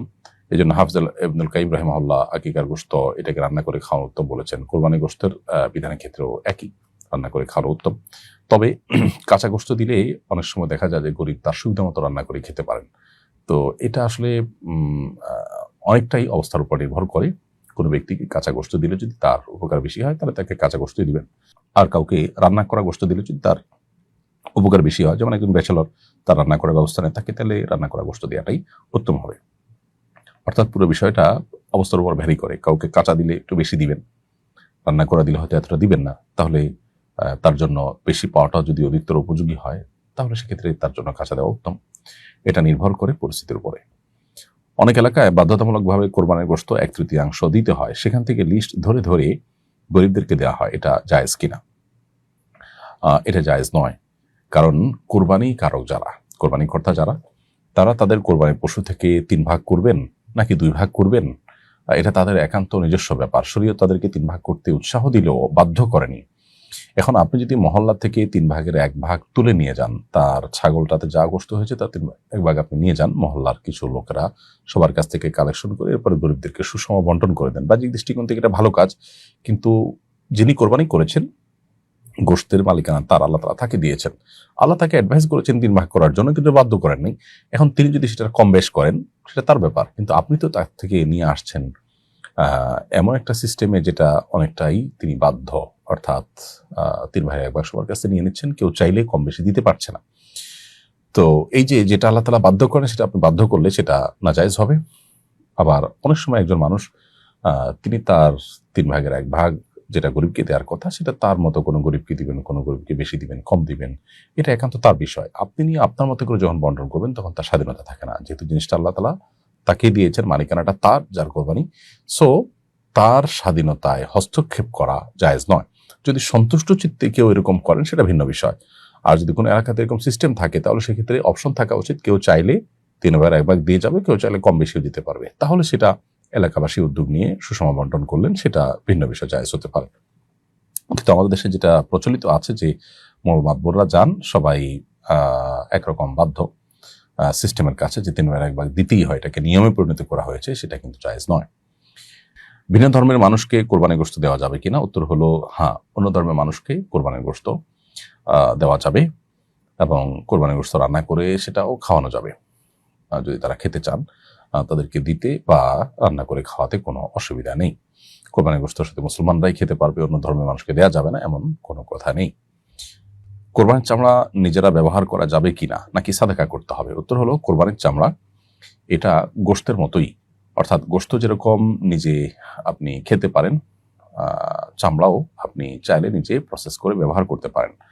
আর আজকাল কোরবানির চামড়া অনেকে পশম ছাড়িয়ে রান্না করে খান। অতএব আপনি যদি খেতে চান প্রসেস করে পশম ইত্যাদি ফেলে আপনার মতো করে আপনি খেতেও পারবেন, সেটিও জায়েজ আছে। অর্থাৎ কোরবানির গোশত এবং চামড়া দুইটাই আপনার।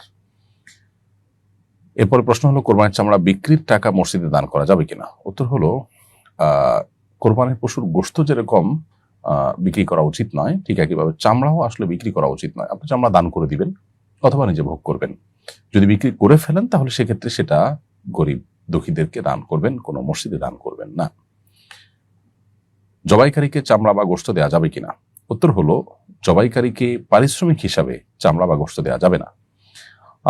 তবে জবাইকারী ব্যক্তি আত্মীয়, এলাকার মানুষ, এমনিতেই আপনি দিতেন, জবাই না করলেও তাকে দিতেন, সেই হিসাবে আপনি তাকে গোশত দিলে সেটা ঠিক আছে। অর্থাৎ এমনি ধরুন আপনি তাকে 1 কেজি 2 কেজি বা 3 কেজি গোশত দিতেন বা একটা নির্দিষ্ট পরিমাণ গোশত দিতেন, সেই হিসাবে দিলেন, সেটা ঠিক আছে। বাট তিনি জবাই করেছে সেজন্য আপনি তাকে গোশত দিচ্ছেন, সেজন্য চামড়া দিচ্ছেন, কল্লাটা দিচ্ছেন, জবাই করছে, এই হিসাবে দিলে সেটা পারিশ্রমিক হবে।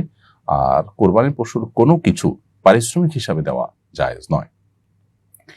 জবাইকারী নিজে পারিশ্রমিক চেয়ে নিতে পারবেন কিনা? কোরবানির পশু জবাই করা এটা যেহেতু পরিশ্রম সাধ্য একটা কাজ, এটার জন্য ছুরি কিনতে হয়, ধার দিতে হয়, পরিশ্রম করতে হয়, অনেক পরিশ্রমী এটার পেছনে কম বেশি থাকে। ঈদের দিন তার নিজের ঈদের আনন্দকে অনেকখানি আপনার মাটি করিয়েও অনেকে দিনভর পশু জবাই করেন মানুষের। তো এখানে যেহেতু তার শ্রম আছে বিধায় তার পারিশ্রমিক তিনি চেয়ে নিতে পারেন। বরং পারিশ্রমিক না চাইলে বা নির্ধারণ না করলে যেটা হয় যে অনেকে কম দেন, অনেকে বেশি দেন, অনেকে দেন না, এখানে যিনি জবাই করেছেন তার মনে কষ্ট থেকে যায়, তাহলে সেক্ষেত্রে সেটা নাজায়েজ হবে। আপনি কারোর কাছে সার্ভিস নিলেন, তাহলে তার সার্ভিস ফি আগে চূড়ান্ত করে নেবেন, যাতে করে কোনো প্রকার মনোমালিন্যের রাস্তা না থাকে। অনেক মসজিদ থেকে এটা নির্ধারণ করে দেওয়া থাকে, সেটা একদিক থেকে ভালো, যাতে করে উভয়ের হক নষ্ট না হয়। আপনি সে নির্ধারণের সম্মত হলে কাজ করবেন, আর না হলে করবেন না। আর এলাকাবাসীর তরফ থেকে বা মসজিদের তরফ থেকে যে নির্ধারণ করা হয়ে থাকে সেখানে যৌক্তিক হার যদি ঠিক করে দেওয়া হয় তাহলে সেক্ষেত্রে সেটা অবশ্যই ভালো এবং প্রশংসনীয়। কোরবানি পশুর ছবি বা ভিডিও সামাজিক মাধ্যমে পোস্ট করা জায়েজ কিনা? কোরবানি পশুর ছবি বা ভিডিও এটা সামাজিক মাধ্যমে যদি মানুষকে দেখাবার জন্য, বাহবা কুড়াবার জন্য, নিজের বন্ধু বান্ধবদের কাছে নিজেদের সামাজিক অবস্থান জানান দেওয়ার জন্য করেন, তাহলে তো এটা নিন্দনীয় এবং এটা রিয়া বা লৌকিকতার মধ্যে পড়বে।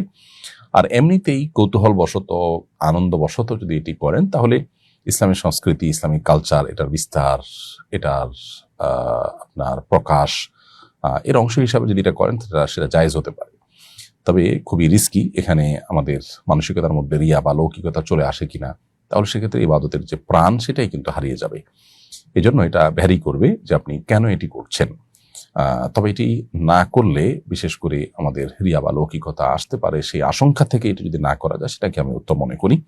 কোনো কারণে যদি কেউ করেন তবে তার উদ্দেশ্যের মধ্যে কোনো প্রকার অসততা, অসাধুতা, নিচুতা এরকম কোনো কিছু যেন না থাকে, সে বিষয়ে তাকে এনশিওর করতে হবে। অর্থাৎ আমি গরু দিচ্ছি, এটা আমার বন্ধু বান্ধবরা জানবে, বড় গরু দিয়েছি, বড় ছাগল দিয়েছি জানবে, এবং সবাই বাহবা দিবে, আমার সামাজিক অবস্থানের প্রকাশ হবে, এই সমস্ত উদ্দেশ্য থাকলে সেটি তো অবশ্যই নাজায়েজ এবং গুনাহ হবে। আর এমনিতে আনন্দ প্রকাশ করে করলেন, এরকম কোনো উদ্দেশ্য আপনার মাথায় নেই, তাহলে সেটা জায়েজ হতে পারে শর্ত সাপেক্ষে, তবে সর্বাবস্থায় অ্যাভয়েড করাটা উত্তম। কোরবানি পশুর গলায় ফুলের মালা ঝুলানো জায়েজ আছে কিনা? কোরবানি পশুর গলায় ফুলের মালা ঝুলানো মৌলিকভাবে নাজায়েজ কোনো কাজ নয়। আনন্দের অংশ হিসাবে আপনি তাকে বরণ করে নিলেন, সেই হিসাবে আপনি মালা কিনে ঝুলালেন, সেটি মৌলিকভাবে নাজায়েজ কাজ নয়। কিন্তু মালা ঝুলিয়ে সেটাকে এলাকা এলাকা প্রদক্ষিণ করা, মানুষকে দেখানো, এই যে প্রদর্শনের জায়গা থেকে যদি এগুলো হয়, মানুষকে দেখানো, বাহবা নেওয়া, নিজেদের অবস্থান জানানো, এই সমস্ত উদ্দেশ্যে যদি হয় সেটা নাজায়েজ হয় ভিন্ন কারণে, মৌলিকভাবে এটা নাজায়েজ নয়। কোরবানি পশুর মলমূত্র, রক্ত ও নাড়ি ভুঁড়ির ময়লা যেখানে সেখানে ফেললে কোরবানির ক্ষতি হবে কিনা? কোরবানি যিনি করবেন তার কোরবানি পশুর মলমূত্র, কোরবানি পশুর রক্ত, নাড়ি ভুঁড়ির ময়লা এগুলো পরিষ্কার করার দায়িত্ব সম্পূর্ণরূপে তার। আপনার কোরবানি পশুর বর্জ্য, রক্ত, তারপর মলমূত্র এগুলোর দ্বারা যদি আপনার প্রতিবেশীরা কষ্ট পান, পথচারীরা কষ্ট পান, পরিবেশ যদি দুর্গন্ধযুক্ত হয়, খারাপ হয়, নষ্ট হয়, তাহলে এর জন্য আল্লাহর কাছে আপনি দায়ী থাকবেন। কোরবানি করছি আমরা আল্লাহর সন্তুষ্টি অর্জন করবার জন্য, আল্লাহর বান্দাদের যদি কষ্টের কারণ হয়, কারোর যদি অসুস্থ হওয়ার কারণ হয়, পরিবেশ যদি নষ্ট হয়, মানুষ যদি নাকে হাত দিয়ে চলতে হয় এবং দুর্গন্ধে যদি কষ্ট পায়, তাহলে সেক্ষেত্রে আমরা সন্দেহাতীতভাবে গুনাহগার হব। অতএব কোরবানিকে অর্থবহ করবার প্রয়োজনে এই বিষয়টার প্রতি আমাদের বিশেষভাবে সজাগ দৃষ্টি রাখতে হবে। আমাদের কোরবানি পশু কিনে আনার পর থেকে নিয়ে তার বর্জ্য, তার মলমূত্র এগুলো পরিষ্কার করে পুরো পরিবেশটাকে পরিচ্ছন্ন রাখা এবং পরিষ্কার করে যথাস্থানে ফেলা, এটা আমাদের দায়িত্ব। আমরা ড্রেনে ফেলে দিলাম, সেখানে জলাবদ্ধতা তৈরি হলো, সেখান থেকে ডেঙ্গু মশা তৈরি হলো, মানুষ অসুস্থ হলো, এগুলোর দায়ভার কিন্তু আমাদের উপর বর্তাবে। ঠিক একইভাবে জবের পরপর সেখানে যদি পর্যাপ্ত পরিমাণে পানি ঢেলে দেওয়া হয়, পাইপ ইত্যাদি দিয়ে বা বালতি দিয়ে যদি পানি দিয়ে স্পিডে সেটাকে পরিষ্কার করা হয়, তাহলে সেটা পরিষ্কার হয়ে যায়। এবং রক্ত যদি শুকিয়ে যায় এবং দুর্গন্ধ তৈরি হয়, সেখানে মাছি বসে, নানা রকমের অসুবিধা তৈরি হয়, তাহলে এর দায়ভার কিন্তু আমাদেরকে বহন করতে হবে। এই জন্য কোরবানি করার ক্ষেত্রে এই বিষয়গুলোকে খুব ভালোভাবে আমাদের খেয়াল করা দরকার। ঠিক একইভাবে নাড়ি ভুড়ি যদি কেউ পরিষ্কার করে রান্না করে খান, সেটা জায়েজ আছে। অতএব কেউ চাইলে সেটা খেতে পারেন, কিন্তু সেটা করতে গিয়ে যদি আপনি নাড়ি ভুড়ির ময়লাগুলোকে রাস্তার ধারে কোথাও ফেলে দিলেন, কারোর খেতে ফেলে দিলেন, নিজের হোক বা অন্য কারোর, সেটা ওপেন থাকে, তার দুর্গন্ধে আশপাশটা পরিবেশটা নষ্ট হয় এবং সপ্তাহ 10 দিন পর্যন্ত আশপাশ দিয়ে মানুষ হাঁটতে পারে না, তাহলে সন্দেহাতীতভাবে সেটি গুনাহের কারণ হবে। এই জন্য একটা গর্ত করে সেখানে ময়লাগুলো ফেলে তারপরে সেটাকে মাটি চাপা দিয়ে আপনি রেখে দেন, যাতে করে কোনো দুর্গন্ধ না ছড়ায়। এটা আমাদের কর্তব্যের অংশ। তবে কোরবানি পশুর মলমূত্র, রক্ত বা নাড়িভুড়ির ময়লা এগুলো যদি নিজ দায়িত্বে পরিষ্কার করা না হয়, মানুষের কষ্টের কারণ হয়, তাতে কোরবানির মান নষ্ট হবে। আল্লাহর কাছ থেকে সওয়াবের পরিবর্তে কোনো কোনো ক্ষেত্রে গুনাহ হতে পারে। তবে কোরবানি মৌলিকভাবে আদায় হয়ে যাবে, এর ফলে কোরবানি হবে না, ব্যাপারটা সেরকম না। অনেক গরিব মানুষ কোরবানি মাংস সংগ্রহের পর তা বিক্রি করেন, এতে কোরবানি দাতাদের কোরবানির কোনো ক্ষতি হবে কিনা? উত্তর হলো, কোরবানি দাতার জন্য নিজের কোরবানির পশুর গোশত বা কোনো কিছু বিক্রি করা জায়েজ নয়। তবে কোরবানি দাতা তার কোরবানির গোশত কোনো গরিব মানুষকে দেওয়ার পর, এটা একান্তই গরিব মানুষের স্বাধীনতার ব্যাপার, তার ইচ্ছার ব্যাপার, তার মালিকানাধীন বিষয়। তিনি এবার সেই গোশতের মালিক হয়ে গেছেন। এটা তার নিজের কোরবানির গোশত নয়, আরেকজন তাকে দিয়েছেন। মালিক হওয়ার পর তিনি কি খাবেন, নাকি কাউকে দিয়ে দিবেন, নাকি বিক্রি করবে, এটা একান্ত তার ব্যাপার। অতএব তাকে দান করার পর সেই গোশত তিনি বিক্রি করে দিলে কোরবানি দাতার কোনো অসুবিধা হবে না। অনেক সময় কম দামে বিক্রি করে দেওয়া হয়, সেটা একান্ত তার ব্যাপার। আজকাল কোরবানি ইবাদতের চাইতে অনেক সময় মর্যাদা প্রদর্শনের প্রতিযোগিতায় পরিণত হচ্ছে। কে বড় গরু দিল, কে দামি পশু আনলো, এগুলো নিয়ে সামাজিক মাধ্যমে চর্চা হয়। এতে রিয়া, অহংকার ও গরিবদের কষ্ট হয়। কোরবানিকে মর্যাদার প্রতিযোগিতা না বানিয়ে কিভাবে একে খাঁটি ইবাদত হিসেবে রাখা যায়, ইসলামী দৃষ্টিকোণ থেকে এই প্রবণতা বন্ধে ব্যক্তি ও সমাজের করণীয় কি? খুবই গুরুত্বপূর্ণ প্রশ্ন। আজকাল বহু মানুষের কোরবানি অর্থহীন হয়ে যায় শুধুমাত্র এই লৌকিকতা বা প্রদর্শন ইচ্ছা থেকে। কোরবানি হতে হবে ত্যাগের মহিমায় উদ্বুদ্ধ হয়ে এবং আল্লাহ তাআলাকে সন্তুষ্ট করবার উদ্দেশ্যে।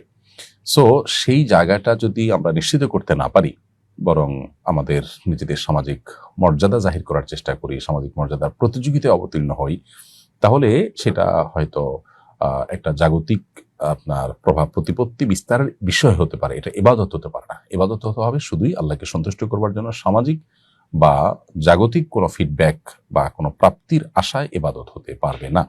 এই বিষয়টি আমাদের মাথায় রাখতে হবে এবং এটা নিয়ে ব্যাপকভাবে আলোচনা, পর্যালোচনা এবং জানাশোনা এবং কাউন্সিলিং ইত্যাদি আমাদেরকে বাড়াতে হবে, মোটিভেশন চালাতে হবে। তাহলে ইনশাআল্লাহ মানুষের মধ্যে হয়তো সচেতনতা সৃষ্টি হবে। আমাদের সমাজে অনেক লোক আছেন যারা নিজেরা ব্যক্তি জীবনে হয়তো নামাজ কালামও পড়েন না, কিন্তু অনেক বড় বড় পশু কোরবানি করেন, বেশি সংখ্যক পশু কোরবানি করেন। এক্ষেত্রে তারা আল্লাহকে সন্তুষ্ট করার জন্য যদি করেন, তাহলে সে আল্লাহকে সন্তুষ্ট করার জন্য দান, দক্ষিণা, ইবাদত বন্দেগী, যাকাত আদায় করা, এই বিষয়গুলো কেন করছেন না? এটা অনেক বড় প্রশ্নের বিষয়। তো কোরবানির যে আসল প্রাণ, সেটা দিন দিন হারিয়ে যাচ্ছে এবং এটা নিছকই একটা গোশত খাওয়ার উৎসবে পরিণত হচ্ছে বা প্রভাব প্রতিপত্তি জাহিরের একটা বিষয় পরিণত হচ্ছে, যেটা দুর্ভাগ্যজনক। মুসলিম সমাজে আমাদের নিজেদের মধ্যে ব্যাপকভাবে ইখলাস এবং নিষ্ঠা যেন আমাদের কোরবানিতে থাকে, সেটি নিয়ে আলোচনা বাড়ানো দরকার এবং এই ধরনের মানুষের মধ্যে দাওয়াতি কাজ ব্যাপকভাবে করার দরকার। অনেকে কোরবানি করার ঝামেলা এড়ানোর জন্য অনলাইনে কোরবানি পশু বুকিং দেন। এজেন্সি কোরবানি সম্পন্ন করে গোশত প্রসেস করে বুকিংকারীর বাসায় পাঠান। এভাবে কোরবানি করা জায়েজ হবে কিনা? উত্তর হলো, প্রথমত কোরবানি করাটাকে ঝামেলা মনে করা অনুচিত। কোরবানি করতে গিয়ে যে কষ্ট হয়, পশু কেনা, পশু জবাই করা, প্রসেস করা, এগুলোর কারণে আমরা আল্লাহর কাছে সওয়াব লাভ করব, এটি আমাদের মাথায় থাকা উচিত। এবং এই কষ্টটুকু অন্তত যদি সহ্য করতে না পারি, তাহলে সেক্ষেত্রে আমি কোরবানির মর্মটাই আসলে বুঝে করতে পারলাম না। এরপরও যদি কারোর জন্য এটা কষ্টকর হয়, কোনো কারণে তার জন্য এটা অসম্ভব পর্যায়ের হয়, অথবা তার জন্য সুযোগ না থাকে, অথবা কোনো কারণে তিনি নিজে না করে অন্য কাউকে দিতে চান, তো শরিয়া দৃষ্টিকোণ থেকে সেটা জায়েজ আছে। নিজে করাটা উত্তম।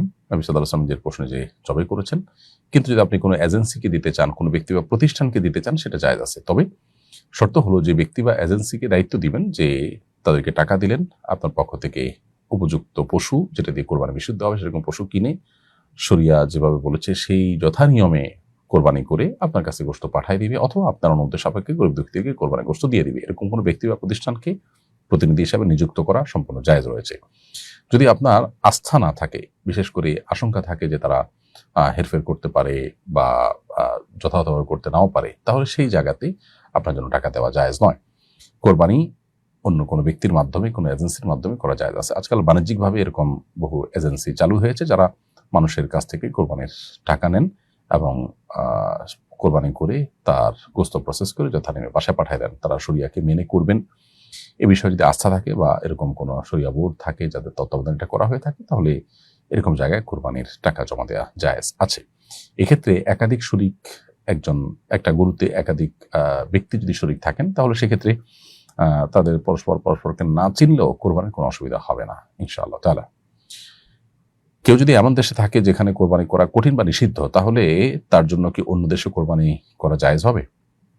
উত্তর হলো হ্যাঁ, কোরবানি নিজে করতে পারলে উত্তম, কিন্তু আপনি যেখানে আছেন সেখানে কোরবানি করা নিষিদ্ধ আইনত। এরকম কোনো মুসলিম প্রধান দেশে আপনি আছেন, কিংবা সেখানে কোরবানি করার মতো পরিবেশ নাই বা আপনার জন্য কষ্টকর, অথবা যে কোনো কারণে আপনি নিজ জায়গায় কোরবানি না করে অন্য কোনো জায়গায় কোরবানি করতে পারেন, এটা জায়েজ আছে। সেক্ষেত্রে আপনি নিজ দেশে বা অন্য যেখানে কোরবানি করার জন্য কাউকে দায়িত্ব দিবেন, টাকা দিবেন আপনার তরফ থেকে কোরবানি করবার জন্য, সেখানে লক্ষ্য করতে হবে যে সেখানে কোরবানি করার সময় হয়েছে কিনা।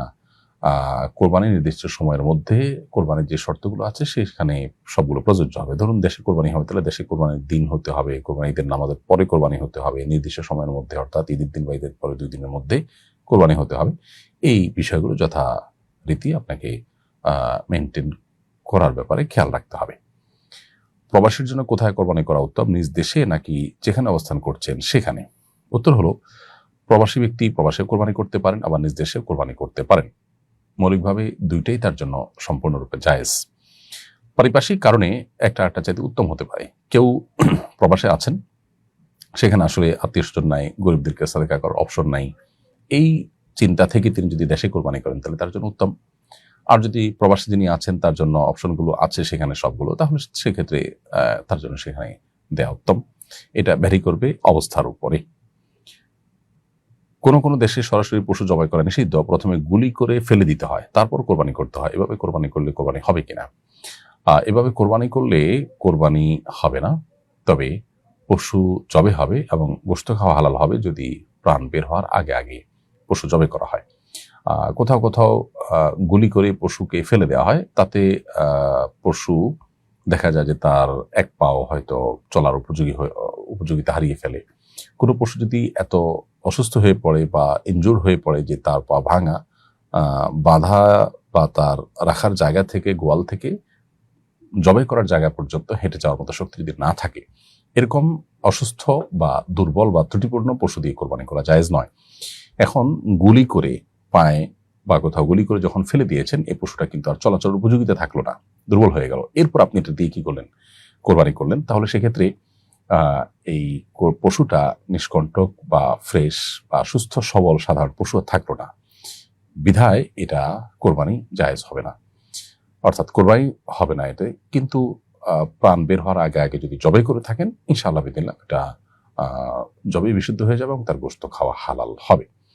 তো যারা এরকম কোনো জায়গা আছেন যেখানে এই প্রসেস ছাড়া আসলে পশু জবাই করা যায় না, তারা তাদের প্রতিনিধির মাধ্যমে পৃথিবীর অন্য কোনো প্রান্তে কোরবানির ব্যবস্থা করবেন। কোরবানির পশু জবাই করার নিয়ম কি? উত্তর হলো, কোরবানির পশুর জবাই করার নিয়ম হলো, প্রথমে পশুকে ক্যাবলামুখী করে শোয়াতে হবে। এরপর পশুকে ক্যাবলামুখী করে শোয়ানোর পর জবাইকারী ক্যাবলামুখী হয়ে বিসমিল্লাহি আল্লাহু আকবার আল্লাহুম্মা মিনকা ওয়ালাক, আল্লাহুম্মা তাকাব্বালহু মিন্নি, নিজের পক্ষ থেকে হলে, অন্যদের তরফ থেকে হলে আল্লাহুম্মা তাকাব্বালহু মিন অমুক অমুক অমুক অমুক, এটা বলে তিনি ছুরি চালনা করবেন। পুরো গর্দান কাটবেন না, বরং জবে করার সময় তিনি খেয়াল করবেন যে খাদ্যনালী যেটা বড় সেটা, এবং শ্বাসনালী যেটা মাঝারো সাইজের সেটা, এবং দুটা চিকন যে নালী আছে রক্তের, সেগুলো কাটা গেল কিনা এটা খেয়াল করবেন। খাদ্যনালী, শ্বাসনালী এবং এগুলো কাটা হয়ে গেছে মানে জবে বিশুদ্ধ হয়ে গেছে। অতএব এইটুকু কাজ করতে পারলেই পশু জবে হয়ে যাবে। এর বাইরে পশু জবের জন্য বিশেষ কোনো দোয়া এটা পড়তেই হবে, না হলে পশু জবে হবে না বা কোরবানি হবে না, এমন কোনো কথা কিন্তু নেই। সে বিষয়টি আমাদের মাথায় রাখতে হবে, এবং নিজের পশু নিজে জবাই করা কিন্তু উত্তম। কেবলা ছাড়া অন্য কোনো দিকে পশু শুইয়ে জবাই করলে কোরবানি হবে কিনা? উত্তর হলো, জবাই করার সময় পশুকে কেবলামুখী করে নেওয়া মুস্তাহাব। তবে জবাইকারী ব্যক্তি কিংবা পশু উভয়ে কেবলামুখী হওয়া মুস্তাহাব হলেও অন্য কোনো দিকে ফিরেও যদি জবাই করা হয় তাতে বিশুদ্ধ হয়ে যাবে এবং কোরবানি হয়ে যাবে। কারণ মুস্তাহাব মেনটেন করা তার ফরজ ওয়াজিব না, তার কারণে কোরবানি হবে না এমন কোনো সমস্যা হবে না। অনেক সময় কোরবানির পশুকে ফেলার পর কেবলার দিকে পুরোপুরি থাকে না, পশু অতিরিক্ত নড়াচড়ার কারণে একটু এদিক সেদিক হয়ে যেতে পারে, অন্যদিক ফিরে যেতে পারে, তাতেই কোরবানি হয়ে যাবে এবং জবে বিশুদ্ধ হবে, কোনো অসুবিধা নেই। কোন কোন পশু দিয়ে কোরবানি করা যাবে না? উত্তর হলো, কোরবানি যে সমস্ত নির্ধারিত পশু দিয়ে করার কথা শরিয়াতে বর্ণিত হয়েছে, কোরআন সুন্নাহর আলোকে প্রমাণিত হয়েছে, সেগুলো ছাড়া অন্য পশু দিয়ে কোরবানি করলে কোরবানি বিশুদ্ধ হবে না। যেমন গরু, মহিষ, ওঁট, ছাগল, দুম্বা, ভেড়া, এগুলো ছাড়া বন্য হরিণ বা সাধারণ হরিণ কিংবা হাঁস, মোরগ কিংবা অন্য কোনো যে পশু আছে যেগুলো গোশত খাওয়া হয়তো হালাল, সেগুলো দিয়ে কোরবানি করলে কোরবানি বিশুদ্ধ হবে না। ঠিক একইভাবে যে সমস্ত পশু দ্বারা কোরবানি করা জায়েজ, সেগুলোর মধ্যে যদি বড় ধরনের ত্রুটি দেখা দেয়, যেমন একটা বড় ধরনের অঙ্গহানি হয়ে গেছে, এত বেশি দুর্বল হয়ে গেছে যে হাঁটাচলা করতে পারে না, তাহলে সেক্ষেত্রে সেগুলো দিয়ে কোরবানি করলেও কোরবানি হবে না।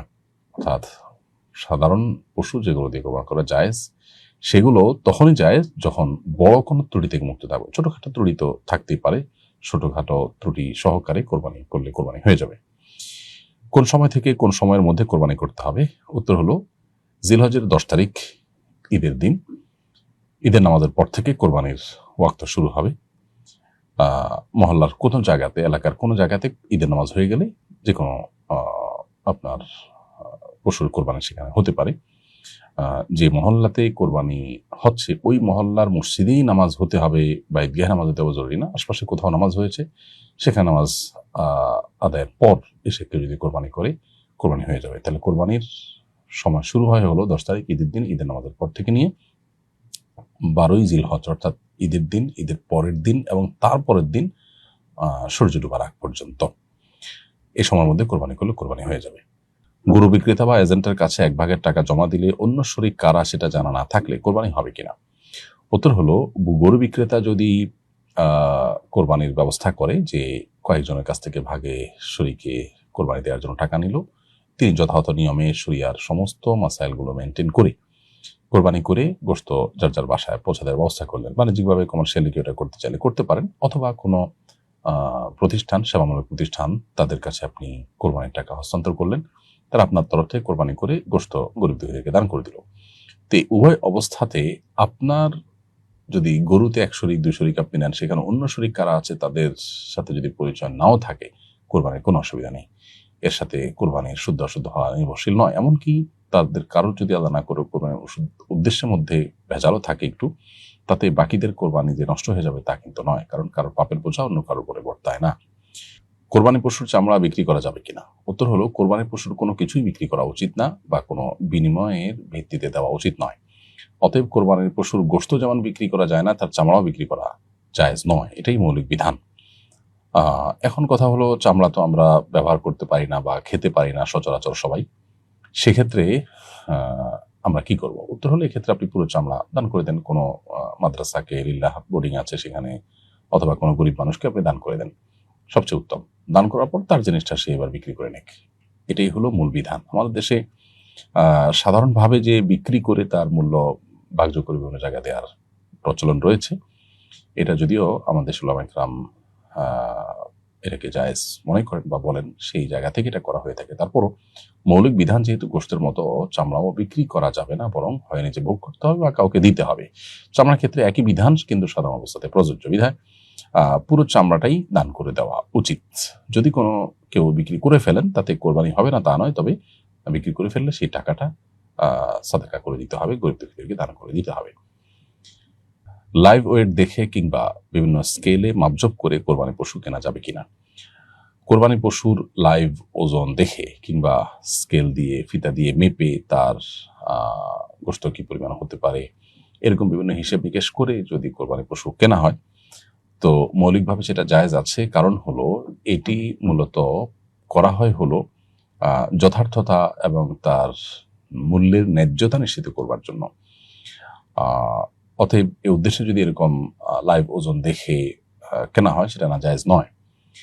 কিন্তু যদি উদ্দেশ্য হয় যে আমার গোশতটাই মুখ্য, এই পরিমাণ গোশত লাগবে, সেটা আমার হবে কিনা, আমি এটা দিয়ে হয়তো বিশেষ কোনো কাজ করব, বিয়ে শাদীতে ওলিমা খাওয়াবো, এত মানুষ খাওয়াবো, গোশতটাই মুখ্য যদি হয়ে যায় তাহলে আসলে কোরবান সে প্রাণ আর থাকবে না। কিন্তু লাইভ ওজন দেখে বা আপনার বিভিন্নভাবে কি পরিমাণ গোশত হতে পারে এটা অনুমান করে তার ন্যায্যতা নিশ্চিত করে কেনা যাবে। কেউ যদি কোরবানির পশু কিনতে গিয়ে ঠকে যান, অর্থাৎ অতিরিক্ত দাম দিয়ে কিনে ফেলেন, তাতে তার সওয়াব কি কম হবে? উত্তর হলো না, এর ফলে সওয়াব কম হবে না। ধরুন একটা গরুর আসলে বাজার মূল্য আছে ৮০,০০০ টাকা, আপনি কিনে ফেলেছেন ১,০০,০০০ টাকা দিয়ে, তো আল্লাহ তাআলা সওয়াব দেওয়ার ক্ষেত্রে আপনাকে ৮০,০০০ টাকারই দিবেন, তুমি ২০,০০০ টাকা বেশি দিয়ে কেন কিনেছো যেন সওয়াব কম পাবে, এরকম কোনো কথা কিন্তু নেই। কারণ নবী করিম সাল্লাল্লাহু আলাইহি ওয়াসাল্লামের পরিষ্কার হাদিস রয়েছে, ইন্না আযামাল জাযাই মা আযামিল বালা। মানুষের যে কোনো কাজ করতে গিয়ে, ভালো কাজ করতে গিয়ে যতটা শ্রম, যতটা কষ্ট, যতটা ইনভেস্ট তার হবে, বিনিময়টা তার অনুপাতে সে পাবে। অতএব ১,০০,০০০ টাকা খরচ করলে ১,০০,০০০ টাকার বিনিময় আপনি পাবেন। তবে হ্যাঁ, ইচ্ছাকৃতভাবে বা অসতর্কতাবশত ঠকে যাওয়া অবশ্যই প্রশংসনীয় কাজ নয়। সেটা যদি না করেন, বরং তিনি তার জায়গা থেকে সতর্ক ছিলেন, চেষ্টা করেছেন, কিন্তু যে দামে তিনি কিনতে পেরেছেন এর বাইরে বার্গেনিং করার বা এর বাইরে আর কিছু করার তার স্কোপ ছিল না, তাহলে সেক্ষেত্রে আল্লাহ তাআলা তাকে পরিপূর্ণ বিনিময় দিবেন। তিনি বাহ্যিক দৃষ্টিকোণ থেকে ঠকে যেতে পারেন, কিন্তু আসলে তিনি ঠকেন নাই, ঠকার কোনো অপশন নাই, যেহেতু তার উদ্দেশ্য আল্লাহকে সন্তুষ্ট করা, বিধায় সেখানে যতটুকু ইনভেস্ট হবে ততটুকু সবই আল্লাহ তাআলা তাকে দিবেন ইনশাআল্লাহ তাআলা। ঈদের পর কোরবানি পশুর চর্বি ও হাড্ডি ভ্যানে করে কেনা বেচা হয়, এটা জায়েজ কিনা? উত্তর হলো, কোরবানি পশুর কোনো কিছুই মৌলিকভাবে কেনা বেচা করা জায়েজ নয় কোরবানি কর্তার জন্য। তবে তিনি গরিব দুঃখীদেরকে দান করে দিলেন, তারা তাদের মতো করে এবার বিক্রি করলেন, সেটা হতে পারে। কোরবানি পশুর হাড্ডি বিভিন্ন কাজে লাগে, অতএব সেটা বিক্রি করা যেতে পারে। এখন কোরবানি কর্তা তিনি যদি চর্বি হাড্ডি অতিরিক্ত হয়, যেটা তার আসলে ব্যবহারে আসবে না বা কাউকে দেওয়ার মতো নাই, না হলে হয় নষ্ট হয়ে যাবে, আর না হলে কোনো কিছু করার নাই, এই ক্ষেত্রে তিনি বিক্রি করে ফেলেছেন, তাহলে সেক্ষেত্রে তার মূল্য সাদাকা করে দিবেন। তবে সাধারণ অবস্থাতে হয় নিজে ব্যবহার করবেন, আর নাহলে গরিব দুঃখীকে দান করে দিবেন। মাদ্রাসাগুলো থেকে বা বিভিন্ন লিল্লাহ ফান্ড আছে, লিল্লাহ বোর্ডিং আছে, সে সমস্ত জায়গা থেকে উদ্যোগ নিয়ে এগুলো কালেকশন করে তারা বিক্রি করতে পারেন। কোরবানি কর্তা বিক্রি না করে তারা বিক্রি করাটাই হলো অধিকতর উপযোগী এবং উত্তম।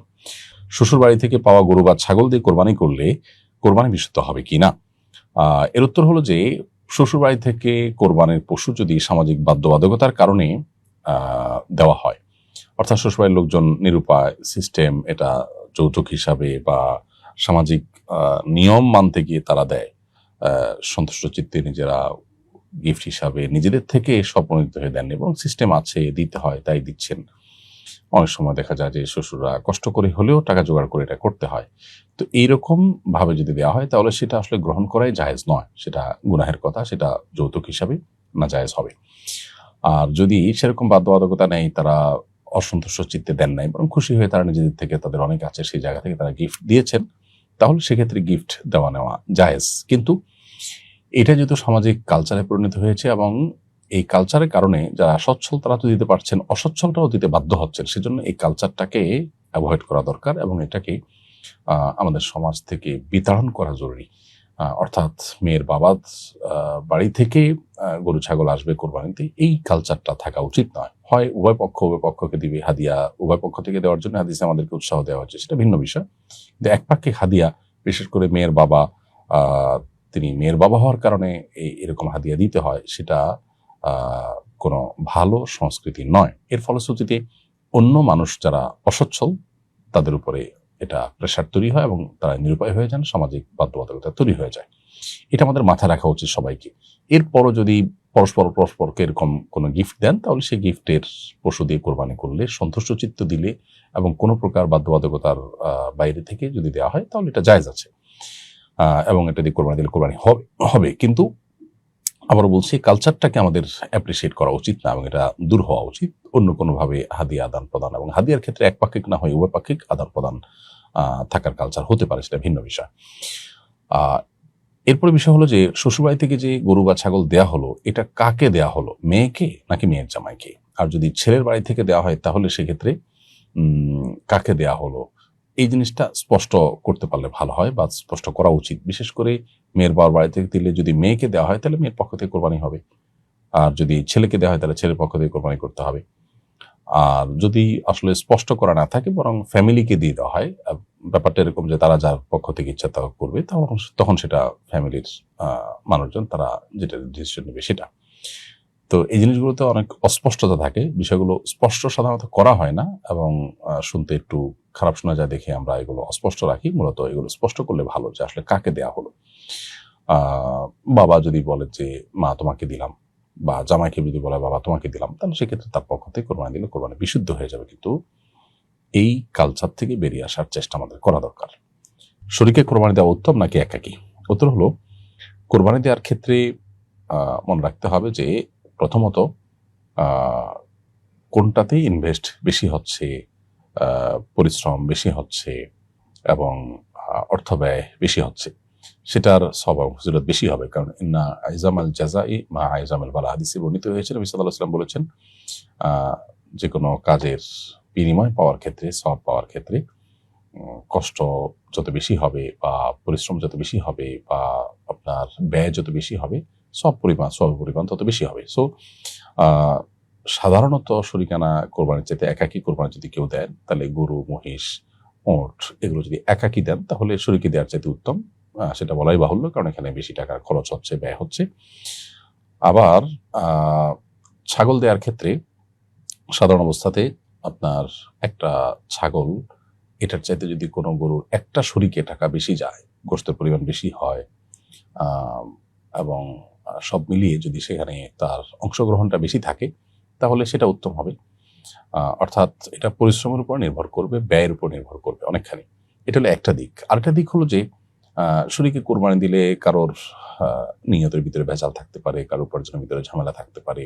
এগুলোর কারণে যদিও মূল কোরবানি হতে কোনো অসুবিধা হবে না, তারপরেও সমান হারে মাপ যোগ হলো কিনা এবং সেখানে কোনো প্রকার হেরফের হলো কিনা, এই জাতীয় যে শঙ্কাগুলো আছে, সেই সমস্ত শঙ্কার বিবেচনা করলে একাকী দেওয়া উত্তম, সেটা ছাগল দিয়ে হলেও। বাট এইটার কারণে যে কোরবানি হওয়া না হওয়ার ব্যাপার তা না, এটা হলো জাস্ট সন্দেহের ঊর্ধ্বে ওঠা বা ইখতিলাফের ঊর্ধ্বে ওঠা। সেই জায়গা থেকে ছাগল বা এই জাতীয় কোনো কিছু একাকী কোরবানি দিলে সেটি উত্তম হতে পারে। এটা আরেকটা দিক। আর সবের কম বেশি বিষয়টা হলো যে নির্ভর করে যেখানে যত বেশি ব্যয় হবে, যেখানে যত বেশি পরিশ্রম থাকবে, সেটার সওয়াব বা বিনিময় যত বেশি হবে। কোরবানি ওয়াজিব, এরকম ব্যক্তি কোনো কারণে কোরবানি করতে পারেনি, এর মধ্যে 3 দিন পার হয়ে গেছে, পরবর্তীতে তার করণীয় কি? কোরবানি ওয়াজিব ব্যক্তি যদি কোরবানির দিনগুলোতে কোরবানি করতে না পারেন, কোনো কারণে পার হয়ে গেছে, তিনি কোরবানি করার সুযোগ পান নাই, তাহলে কোরবানি উপযুক্ত একটা ছাগলের মূল্য কমপক্ষে তাকে সাদেকা করে দিতে হবে। আর যদি তিনি পশু না কিনে থাকেন, এটা সেজন্য তখন প্রযোজ্য। আর যদি পশু কিনে থাকেন, তাহলে সেক্ষেত্রে যে পশু কিনেছেন সেটা কোরবানির দিনগুলোতে জবাই করা যায় নাই কোনো কারণে, তাহলে সেটা কোরবানির দিনগুলো পার হওয়ার পর ওটা কোনো গরিব দুঃখীকে দান করে দিবে, সাদেকা করে দিবে। এক পরিবারের কয়েকজন উপার্জনক্ষম বা সচ্ছল হলে সবার কি কোরবানি দিতে হবে? পরিবারের একাধিক সদস্য নেশাব পরিমাণ সম্পত্তির মালিক হলে সকলকেই কোরবানি দিতে হবে, এটাই ফুকাহ হানাফের মত। যদিও এ বিষয়ে হাম্বলি ফকি তথা সৌদি আরবের উলামা কেরামের মত ভিন্ন। কোনো কোনো হাদিসে আছে পুরো পরিবারের উপরে, একটা পরিবারের উপরে একটি উদহিয়া আবশ্যক হয়। সেই হাদিসের উপর ভিত্তি করে তারা বলেন যে একটা ফ্যামিলিতে যিনি মূল কর্তা, যার উপরে সবাই ডিপেন্ডেন্ট বা সবার অন্যান্য খাতে উপার্জন থাকলেও বা নিজস্ব সম্পদ থাকলেও ফ্যামিলির মূল কর্তা তিনি, সবার পক্ষ থেকে কোরবানি একটা করলে আদায় হয়ে যাবে, এটি তাদের বক্তব্য। উভয় পক্ষে দলিল যুক্তি প্রমাণ আছে কম বেশি, নবী করিম সাল্লাল্লাহু আলাইহি সাল্লামের সময় পরিবার ব্যবস্থাপনা কেমন ছিল, এখন আমাদের পরিবার ব্যবস্থাপনা কেমন, বিশেষ করে এখন একটা পরিবারে, বিশেষ করে আমাদের দেশের বাস্তবতা দেখা যায় যে 4-5 লোক উপার্জনক্ষম সবাই একটা যৌথ পরিবারে থাকে। আরবের এই কালচারটা তখনও ছিল না, এখনো ওরকম নেই। প্রাপ্তবয়স্ক হয়ে গেলে, উপার্জন করা শুরু করলে, বিশেষ করে বিবাহ শাদী করে ফেললে আলাদা আলাদা হয়ে যায়।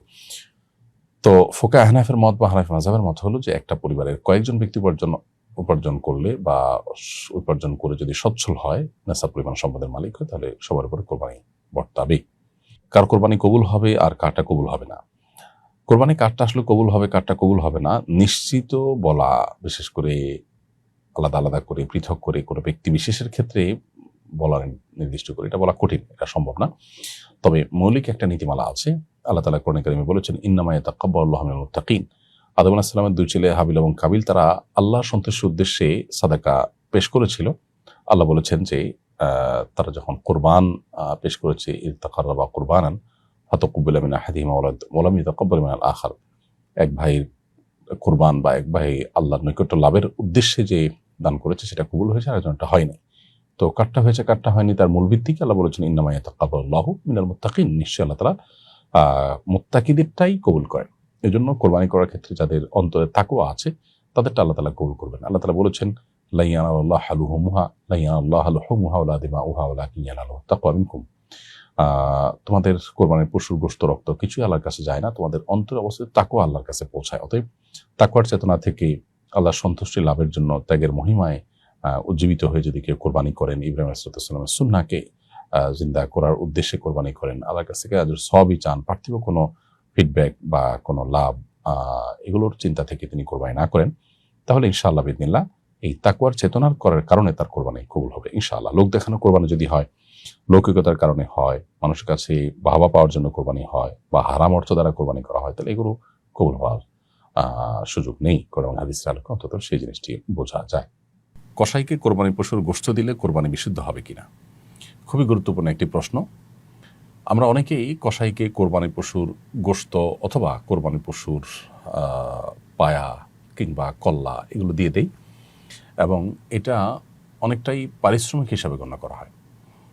এটি সম্পূর্ণ নাজায়েজ হবে, এর কারণে কোরবানি বিশুদ্ধ হবে না। নবী করিম সাল্লাল্লাহু আলাইহি সাল্লাম আলী রাদিয়াল্লাহু তাআলা আনহুকে পরিষ্কারভাবে এবার নিষেধ করেছেন যে কোরবানির পশুর কোনো কিছু যেন কোরবানির পশুর যিনি কসাই থাকেন বা যারা কসাই থাকেন তাদেরকে যেন না দেওয়া হয়। নবী সাল্লাল্লাহু আলাইহি ওয়াসাল্লাম নিষেধ করেছেন। কেন নিষেধ করেছেন? কারণ হলো কসাই যে তার কাজ করেন তার জন্য তিনি পারিশ্রমিক পাবেন। কোরবানির পশুর গোশত বা কোনো কিছু যদি দেওয়া হয় তাহলে এটা পারিশ্রমিক হিসাবে গণ্য হলে সেক্ষেত্রে আপনি কোরবানির গোশতটা কেমন যেন বিক্রি করলেন বা কোনো বিনিময়ের ভিত্তিতে কাউকে দিলে, যেটা জায়েজ নয়। কোরবানির পশু নিজে খাবেন বা কাউকে দান করবেন, আপনি বিক্রি করতে পারেন না, বা কোনো বিনিময়ের ভিত্তিতে আপনি লেনদেন করতে পারেন না।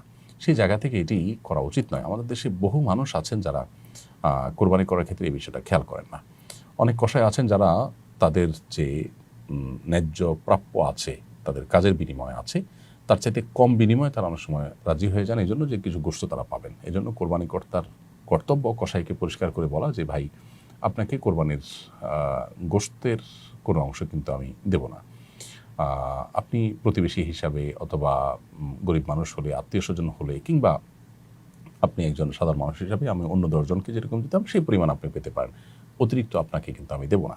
আমি সবাইকে আধা কেজি করে দিলে আপনাকে আধা কেজি দিব, সবাইকে 3-4 টুকরা দিলে আপনাকে 3-4 টুকরাই দিব, এর বেশি কিন্তু আপনি পাবেন না। আপনার পারিশ্রমিকটা আপনি ক্লিয়ার করেন। তো এইভাবে আলোচনা যদি চূড়ান্ত না করা হয়, বরং বিষয়টা উজ্জ্বল থাকে, অথবা কোনোভাবে আপনার গোশত দিয়ে পারিশ্রমিকের অংশকে আপনার লেভেল করা হয়, তাহলে সেটা কিন্তু জায়েজ হবে না। এই বিষয়টা আমাদের বিশেষভাবে খেয়াল করা দরকার। সন্দেহাতীতভাবে কসাই গরিব, যেমনটি বলছিলাম, গরিব প্রতিবেশী বা সাধারণ মানুষ হিসাবে অন্য 10 জনকে যেরকম দেন সেই হারে যদি দেন সেটা ভিন্ন বিষয়। অতএব বিষয়টা আমাদেরকে বিশেষভাবে খেয়াল রাখতে হবে। কোরবানি গোশতকে সমান হারে মেপে ভাগ করা জরুরি, নাকি নিজেরা সন্তুষ্টিতে কম বেশি ভাগ করতে পারবে? উত্তর হলো, কোরবানির শরিকদের মধ্যে কোরবানি গোশত সমান হারে মেপে নেওয়া জরুরি। যেহেতু একই ধরনের পণ্য সবাই নিচ্ছেন, এক্ষেত্রে সমান সমান হওয়াটা জরুরি।